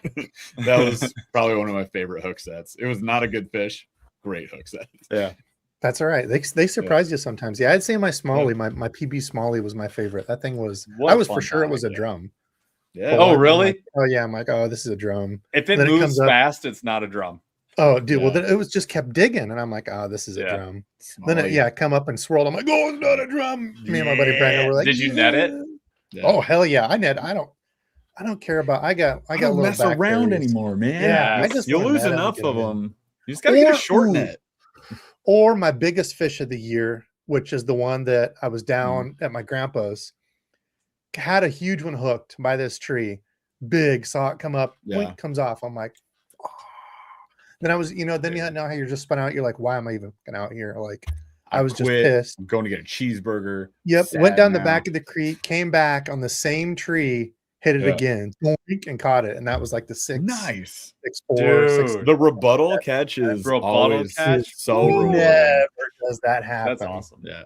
Dude, so that's pretty badass. I'm gonna change it out. Paul, you remember in PA when I was having a rough tournament day and I rolled up on Josh from Dark Horse Tackle. He was sitting on this pocket of boulders. There was like a little trough, and this is in the river then, the Allegheny River. So there's like this trough, and he's sitting there, and there's a bunch of boulders on the side. We're like up on the bank. And he's like, "There's nothing here," and I was like, "All right, cool." So I parked next to him, and then I dropped a Ned rig, and I caught an 18-incher, and it like completely turned the tournament day around. And then I sat there and caught 12 more, and I was just like, "Pop, pop, pop." I did Ned rig clinic. The best and worst moment I had was on the same tournament day. I was running a whopper plopper, and the biggest fish I saw of the entire tournament jumped right over it. And it scared me so much. The video was it trying to hit it? God. And it missed it? No, it was trying to hit it. Jumped out of the water at it. And I literally, I had like the full body reaction, like my adrenaline shot off. No, I mean, like literally, geez, like I jumped like on camera. Yeah. And then great. I couldn't get in the butt, and it was all black, like black, the whole fish. Just a shallow and it just boom right out of the water. It's slow-mo moment. I'll never forget it. Damn. Like awesome, but also terrible, because if I had caught that fish, it would have definitely, because I already had a 2 16s and a 17.8 in the boat. And then the prior day I had a 16.5. So I had good fish already. We were doing a team tournament. That would have filled me out. I'm like, oh God. We could have won. I guess now's the time I should also give my 2026 change. Yeah. So I've entered into the KBF tournament for 2026. Ooh. I got a measuring board. No, just kidding. Come on. All you measuring nerds. God, get out of here. Look, I'm not even a tournament guy, but I will tell you, like, nerds. It's funny. The community that people talk about in kayak fishing in the tournament series specifically is really cool. And I will say, while I don't necessarily, I'm not a tournament person, and I don't really aspire to be, I have really enjoyed the ones that we've done. So we do usually 1 or 2 tournaments a year, nothing big. I have yet to be like, wow, that sucked. Even when I performed very average, nothing crazy. I mean, it was like dead middle. We're always dead middle. It's really fun to like challenge yourself. And I've had really low moments in some of those. When we were down in Alabama, I had the right bait in my hands. I chose to do it. I found the fish on graph. Jeff caught them all. Jeff caught all of them. And I wanted to die. I was so mad. And I had to I literally had to remove myself for like 20 minutes and eat a bag of chips. And then come back. Like I was for friendship with Jeff. Yeah. But it was like he tried to. He like just would go away from me. I had to leave. That happens though. You know this. Like you fish with your buddy, and like you want to just catch fish. Like that's the fun part. I'm not in it to win, but I do want to catch a few. That's it. Like I didn't care about the tournament. I just wanted to catch fish. But like Paul be having a good time, and like I'm not having a good time, and then you just want to punch your friend in the face. That was my last trip of the year. Yeah, Chris, I don't know if Chris is still in here, but Chris was catching him on a jig. He's like, dude, they're eating a jig. And I'm like, I'm throwing this 1-ounce spinner bait because I want to figure it out slow. My way. Oh, just caught a 5-pounder on it, Debo. I'm like, you son of a... I'll never use it again, ever. I think what really got me in that tournament was that I found the fish. I found the spot. I picked the bait.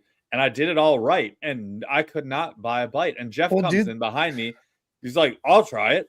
And just yoinks up. That's what happened to us. Then he's like, "Oh, look at me!" And then he comes right back to. Did you try an Alabama rig? All right, he's like, "Hey, try an A rig," and I'm like, "I have 3 of them on," and he slings another one there, catches another one, and I'm like, "God, what the?" And so I had to dip. But like honestly, though, I did end up catching the biggest fish of the day, like an hour and a half later on an A rig, and I watched it happen on live scope. It was amazing.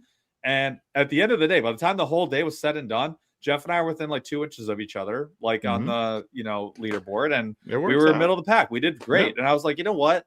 Like that was hard. It was difficult, but it was also a lot of fun. And you go through the highs and lows of, I figured out the morning bite, got, you crushed at noon, and from 2 to 3 found 20 of them. Then we had to like book it to get somewhere. We barely made it for weigh-in.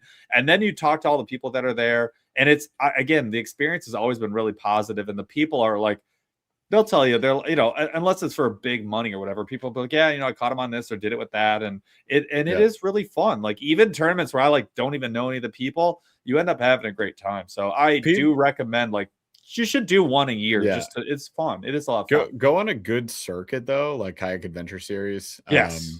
Because Kayak Adventure Series is designed to be fun. Yeah. Like that's the whole point. Yes, it's hyper competitive. Yeah.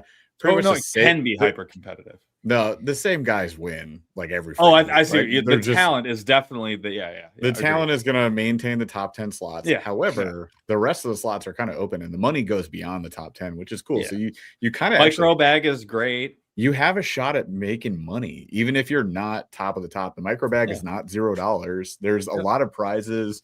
There's a lot of fun things, but it's the people. Somebody said in the comments a second, like it's the people that you get to hang out with. And I find at the KS, like there's just really good people. I've had great KBF tournaments too. Knucklehead was a lot of fun, mostly because it was you guys. Like it was people who watch our channel and hang out with us, anyways. But yeah, KS is a good one. It's like a entry. The spots they choose are very, very, very good. I might do it. It's about the city too that you hang out in, and the waters around there, and that's pretty cool. I might do it and see if there's a way I can figure out how to enter in pounds instead of inches.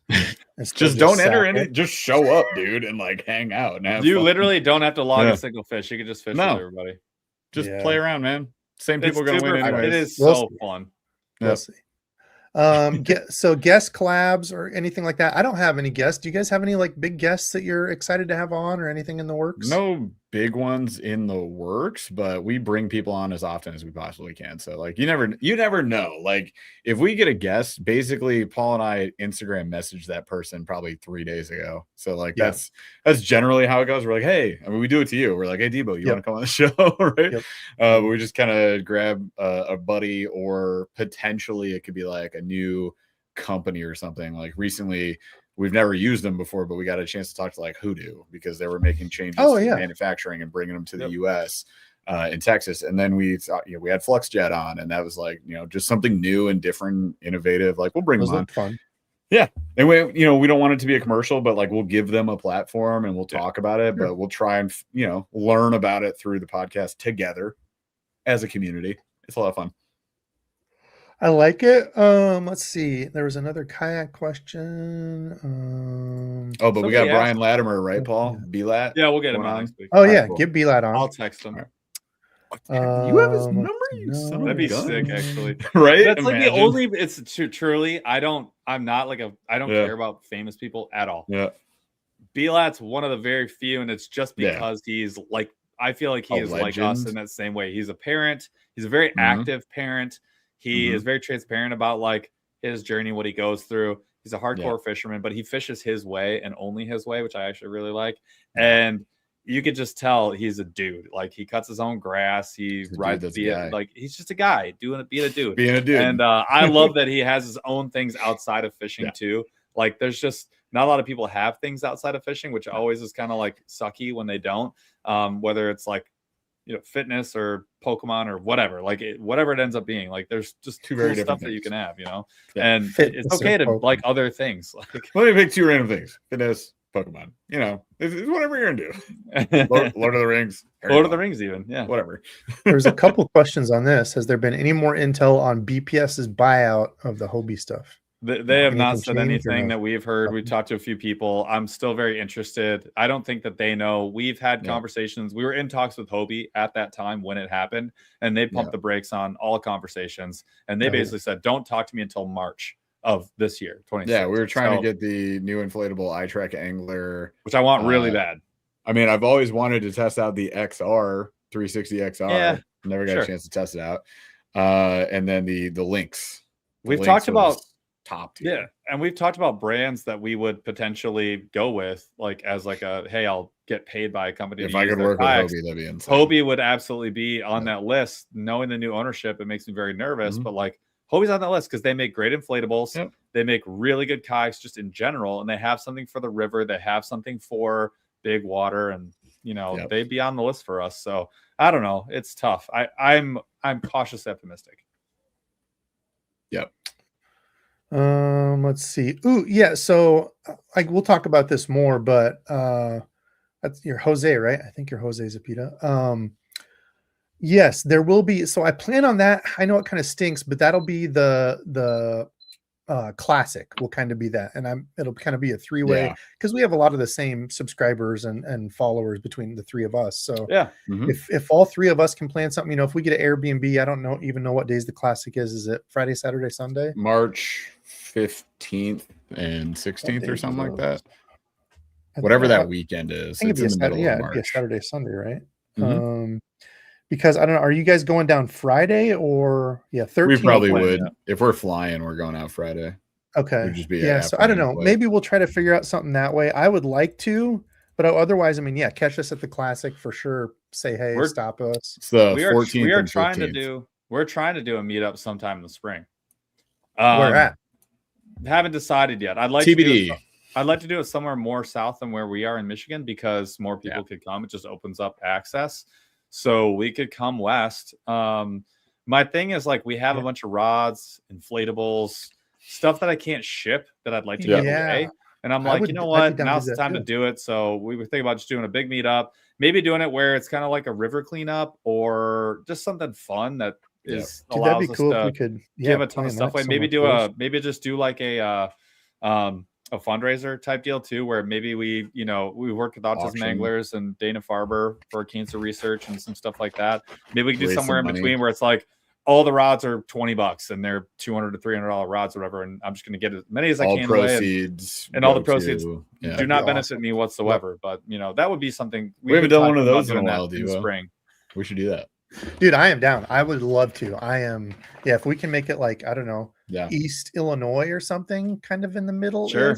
Yeah. Cool. We're giving it away anyways. We might as well do some good, Yeah. So I am totally down. So there you go. Maybe that's another one here in the Midwest for you Midwest folks. And you can get a 3-for-1. Or maybe if you only like one of us, that's fine. If we're doing Indiana, we can get Gramps too, and Gramps can help find us a spot. Kick the other two in the back balls. Yeah. You want your back pebbles? You want to get snacked in the back pebbles? Don't kick my back pebbles. Stay off my back marbles. Let's see. It uses AI to measure length, weight, and girth of your fish. Mike, interesting. Look into a girth of Fish Techie.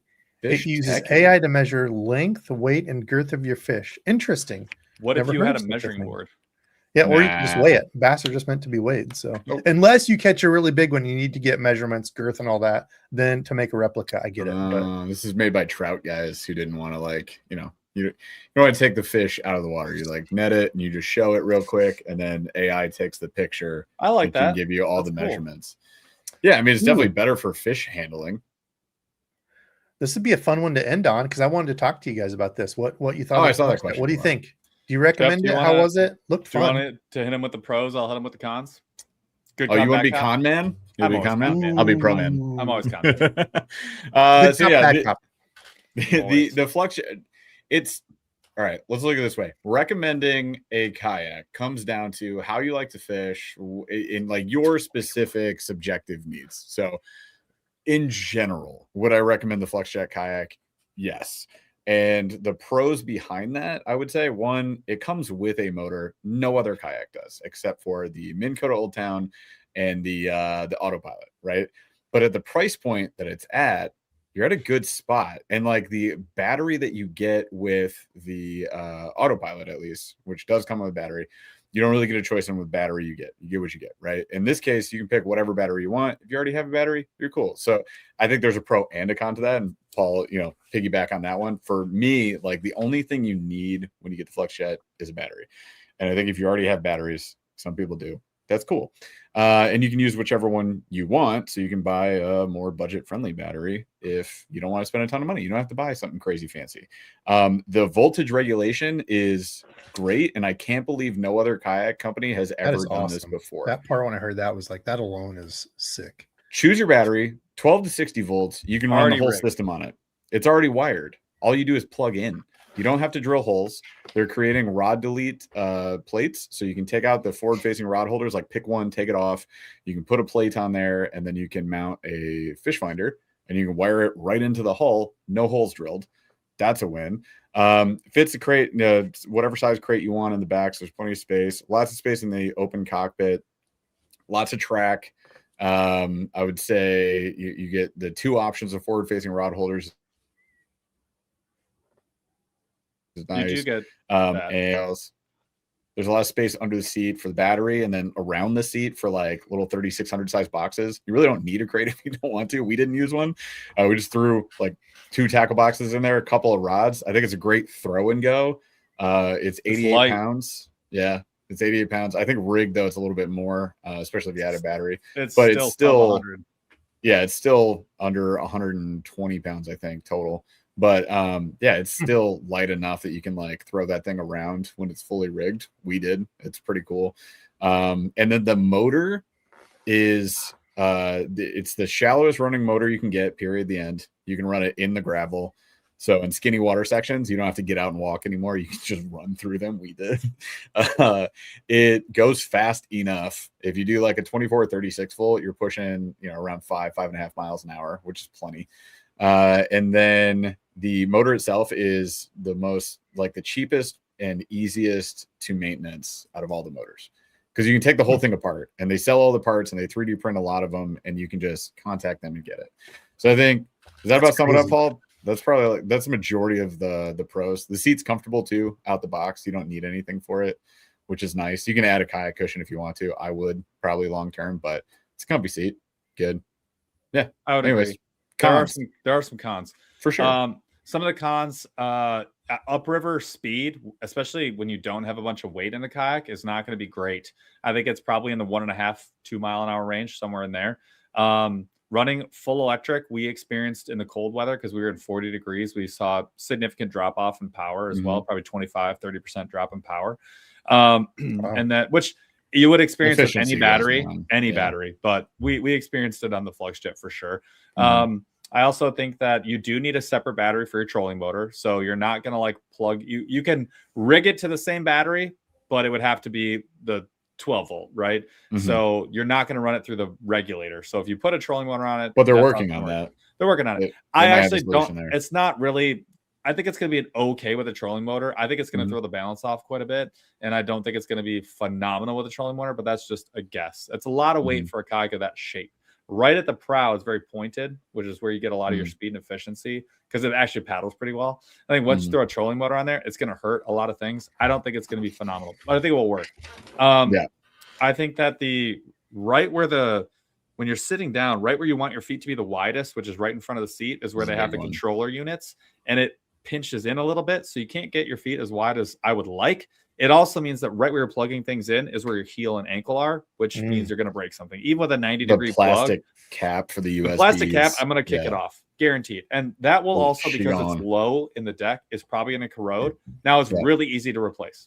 Super easy to replace, not a big deal, but something that I would like to see fixed at some point. Also, not the biggest tank weld. It has really thick gunnels on the back, which means super stable, but it also means the 16 by 16, you're not going to love it back there. You're going to have to raise all the rod tubes. You're going to ideally have a 13 by 13 back there. You need 2-inch risers, but you can run a 16, 16, 13, 16 if you want to. But do get the risers, because like the guys had to offset the rod tubes up on their black pack, which is also true on the New Canoe Unlimited. On a lot of tank well. And a lot that we've used. That's why I have the feet for my black pack, and I use them on just about every build. I don't like the colors. I think they feel cheap. I think that they look good they look fine up close. I think that they should really consider just changing the tones just to be a little more modern, kind of like what Bonafide did. That's why I wanted that Camino one, that black and gold one. Yeah, it's cool. Camino Journey, I have a lot of thoughts on as well, but as far as this, haven't tried it. These are really pretty small gripes. Overall, it's a really good kayak, especially because you could just get it, drop the battery in, begin fishing. That's the thing that I like. A lot of fun. On a lake, it's going to slay because you don't have this like upstream problem. You're going to be going 4 to 6 miles an hour consistently with a 36-volt battery. The price alone, $3,500, is very reasonable because you don't have to do any installs of anything. You plug in battery and you're done. That is a huge win, massive.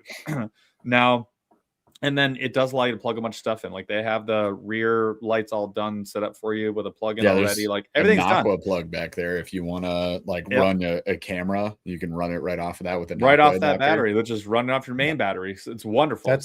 There's wiring. There are way more pros than cons. At $3,500, it's a value. I would recommend it to anybody. I think most people will be very happy. It's more stable than you think. And it's a really good kayak. I think if you want a big tournament build, don't buy this kayak. You're going to be unhappy. That's my personal opinion. It's also 11 foot, 35 inches wide. I don't think most tournament guys are going for that. That's size. what I'm saying. It's not a. They want the PWR. Yeah, and you should like those. There's still a great place for those. There's still a place for a prop motor, more power up river, a bunch of other stuff. But the turning radius is stupid, runs shallow, dumb shallow. Stupid in a good way. In the best way possible. It's dumbest in the best way possible. It's comical how shallow and fast you can get. We were on the bank, Debo. Like I could just I saw when you were in like 4 inches. You could hear the gravel hitting my kayak. We were running 2 inches full of water, speed. Dude. Yeah. Full speed. Like crazy. pebbles were above the water. And crazy. It's wild. It turns into an all-terrain. The concept is phenomenal. I want everyone to go get one so that they have a lot of success and this blows up and they get to make a larger motor later and they make a more efficient motor later and they drop new designs later and they upgrade the hull later and all that kind of stuff. Like we want that for everybody. I do think that anyone that gets one, you'll be pretty freaking happy. Yeah. Like it's solid. We're hoping we get our hands on it, but they're so loaded down with pre-orders. I don't know that they're pre-ordered out through September. So yeah. If we can sneak like a demo model from the shop, give me one that has a scratch on it. Or give me all the scratches. Give me one that the one Paul used. He showed me the bottom of it, so it's got a weed guard. another pro. The jet motor doesn't have weeds flying into the intake because there's like a little slotted plastic piece underneath, and it's just not running powerful enough to draw anything in. People were giving us crap on our test video. I don't think they realized that there was hydrilla all the way up to within 1 inch of the bottom, and I was running full speed.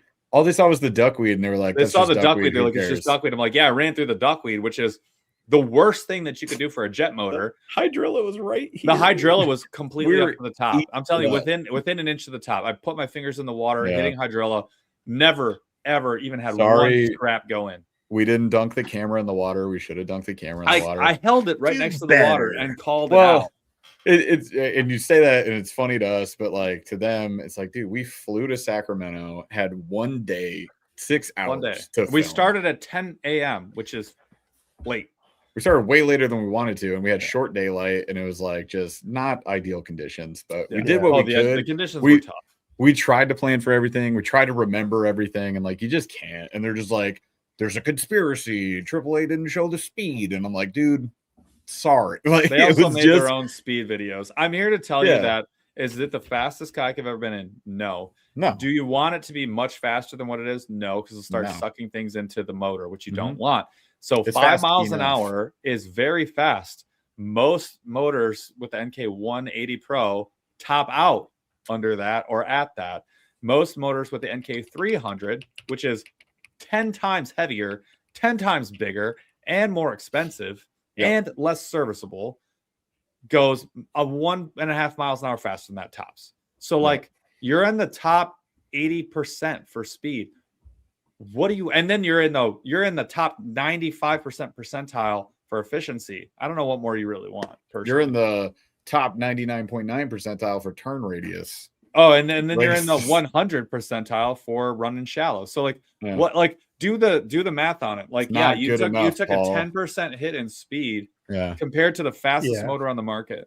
And that's where everyone's disappointed. It's like, what the frick are we talking about? People just like to find. There's always going to be people. I think overall, it really is. They love to hate things. People should be looking at this as an option for the future. It's a really, really, really cool design. I think it's cool. I want to see it shake up the kayak industry. Like that's the thing I'm most excited for is I want kayak companies to look at it and be scared. And I want motor companies to look at it and price with it all integrated and ready to go with a motor. Like, okay, everybody else is these motors or this thing. There's motors that are the cost of that kayak. That's what I'm saying. It's ready to go. You know, and everyone's gonna nitpick it, and that's fine. It's great though. Yeah, it really because it's really new and it's different, and like this happens with all new brands when they crack into this small industry, right? But wouldn't it be cool if it just shook up the entire kayak fishing industry, like from motors to electronics to the actual kayak hulls, and then that changed the way the industry like came out with new products and they came out with cooler stuff at like affordable prices. They have to like use their brains a little bit.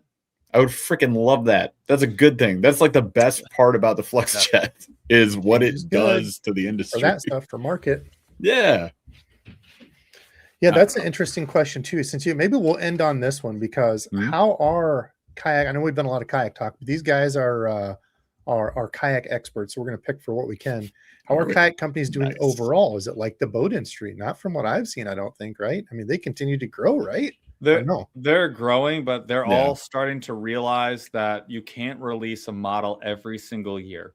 Oh, sure. Like they have, they are feeling a lot of pain post-COVID, the drop-off in sales and the level of competition has skyrocketed. So people are still dropping models. They're being way smarter about it, finally. And you're not going to see this like 6 to 8 kayaks get released every year. It's just not going to happen. You might see 1 to 3 tops. And you're going to see companies do what Old Town's been doing for a long time, which is stay profitable, ride out these old designs, and make slight modifications over time. Yeah. And they're going to have to be way smarter about how they do their designs. And like Jeff and I had been like begging companies to just let me test it out for 1 or 2 days, 3 days, like before you like finalize it. That step. Like I know they have testing teams. Every company feels like they have quality control. They have testing teams, but it always feels like, did you try it though? Like, no, I mean, like even the Garmin motor, no kick-up feature was like, did you do that? No like, feedback. Yeah, we did. No, we did. We tested it. It's so heavy duty, it doesn't matter. I'm like, I don't care how heavy duty it is. You should have it. You just didn't test it. You didn't test it.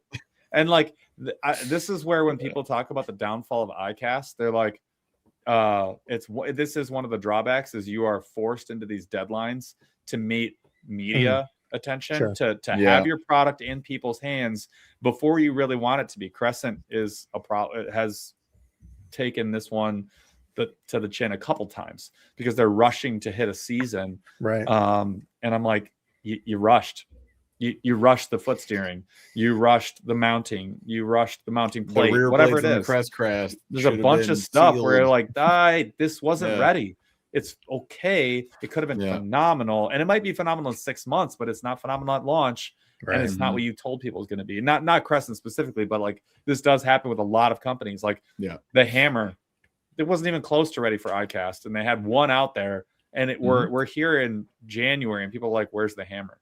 Haven't even heard about it. It's been out. I know. Like they're sending it to folks that are just not. It's not getting widespread enough, unfortunately. And like we're not going to get it till March. We'll get it till March. So it's just. I wish that this is my only gripe with ICAST is it forced like Yak Attack accessories. There's like 8 of them, 10 of them that they were like, you're never going to see this now. Prototype. And they're not ready. And then people are asking for them and you are not going to see them for a year. It happened to us a lot. They may not even drop the product. Like I would rather that is a sucky part about ICAST. Yeah. That, and then I would also say that the fact that it's a popularity contest where you basically buy your reward. Except that's rare. I mean, that's except for rare exceptions, right? So what I'm suggesting is you basically build a community of yeses, right? So you're basically like, I put out this product, everybody loves it, it's great, but like you're not talking to your consumers, because ICAST is a private show. It's for it's, inside, right? It's not for us, the consumers. So that is frustrating, right? But that's kind of what like Bassmaster Classic has morphed into over the past couple of years, and you start to see new product drops early where consumers can actually get their hands on it and talk about it. So I'm more interested to finally get a chance to go to that show and get some feedback from the people who are actually buying this stuff and whether they think it's good or not and how they feel about it versus the inside industry guys, So that's definitely another issue with ICAST. Just is what it is. Tell all your favorite kayak companies to let us be the last stage of development to give them some feedback before final prototype. Wouldn't that be a cool business? Look, like and it doesn't have to be me. Just make it your favorite person that you trust to look at kayaks, because third party. We've seen everything. We have rigged out so many kayaks, probably more than anybody else, because we are brand agnostic. And there's not a lot of people that have rigged out or fished out of as many kayaks as we have. So we've seen where people can be successful, where they can fail. We know how all the different accessories work together and where companies miss, like depth of the track, the length of the track, the material of the track, the location. Like we can help you cut costs. We can help you do all the right things and avoid some of the big wrong things. Like, let me put a transducer in it and mount it in my truck. I know you didn't do that. I know you didn't do it. I know you think you did it right. Wait till I do it. As I slice off my transducer twice. It's mind-boggling, some of the misses. And like, help me also make the case of an argument that you're probably having internally. Because some of the things that we've called out on kayaks, we've heard people be like, we also hated that. We had a heated discussion and we made this decision. And like, let an angler do it for you. Let an angler make that call for you instead of, your team. You guys, it's not your fault either. It's not the company's fault. Like, you get blinders on and you build up these large discussions because maybe 2 or 3 personalities in the room are driving, the narrative. Let an angler, your customer, drive the narrative. Let somebody who's doing this specifically to make you get the most successful product, let us do it, because we care about how good it is. I want every kayak that gets released to be the next best kayak every single time. It only helps everybody. They shouldn't be trash. No, but also it has to be outside eyes. Like, it can't be internal. It can't be your company. Because if your staff, okay, you tell your staff like, hey, is this good or not? Like, do they want to it's good. Create more work? Like, create more work, create more cost. Like, what makes you look good? You know what I mean? There's the right thing to do, and then there's a thing that is like, arguably going to be the easier job and the lower cost job. So it's like you just can't control which way that decision is going to go. And I feel here, right? I'm not saying this is the truth, but I feel a lot of times they're going to say like, yeah, it's good. This is good. This is good stability. This is good weight capacity. This is good track management. This is good whatever. I've seen it it's just from anglers when the company is on site. Mm-hmm. I've heard people like, this is great. This is great. This is great. And I'm like, you're wrong. We're ignoring what are you talking about? And I'll be like, what about that? And everyone's like, oh, well. And I'm like, I get it. The owner's sitting right here. Right. Tell him it sucks. He's the one who needs to hear this. Tell him like, people are I'm going to not complain saying this about in a it. mean way. It doesn't feel good. Constructive criticism. But like, yeah. For example, hey, where you're putting a metal board has no padding under it. That's going to be loud when you put it down. Yeah. That is going to be an atom bomb. Yeah. This is a no-brainer. You need to put some foam under there, or you need to make it deeper so I can put my own foam under there. Like, it's just simple things, but they matter to the people who are buying the kayak. And if you want to make the next best kayak, you're going to need some help. You should theoretically need some help. And they only get like 1 to 5 cracks at a mold.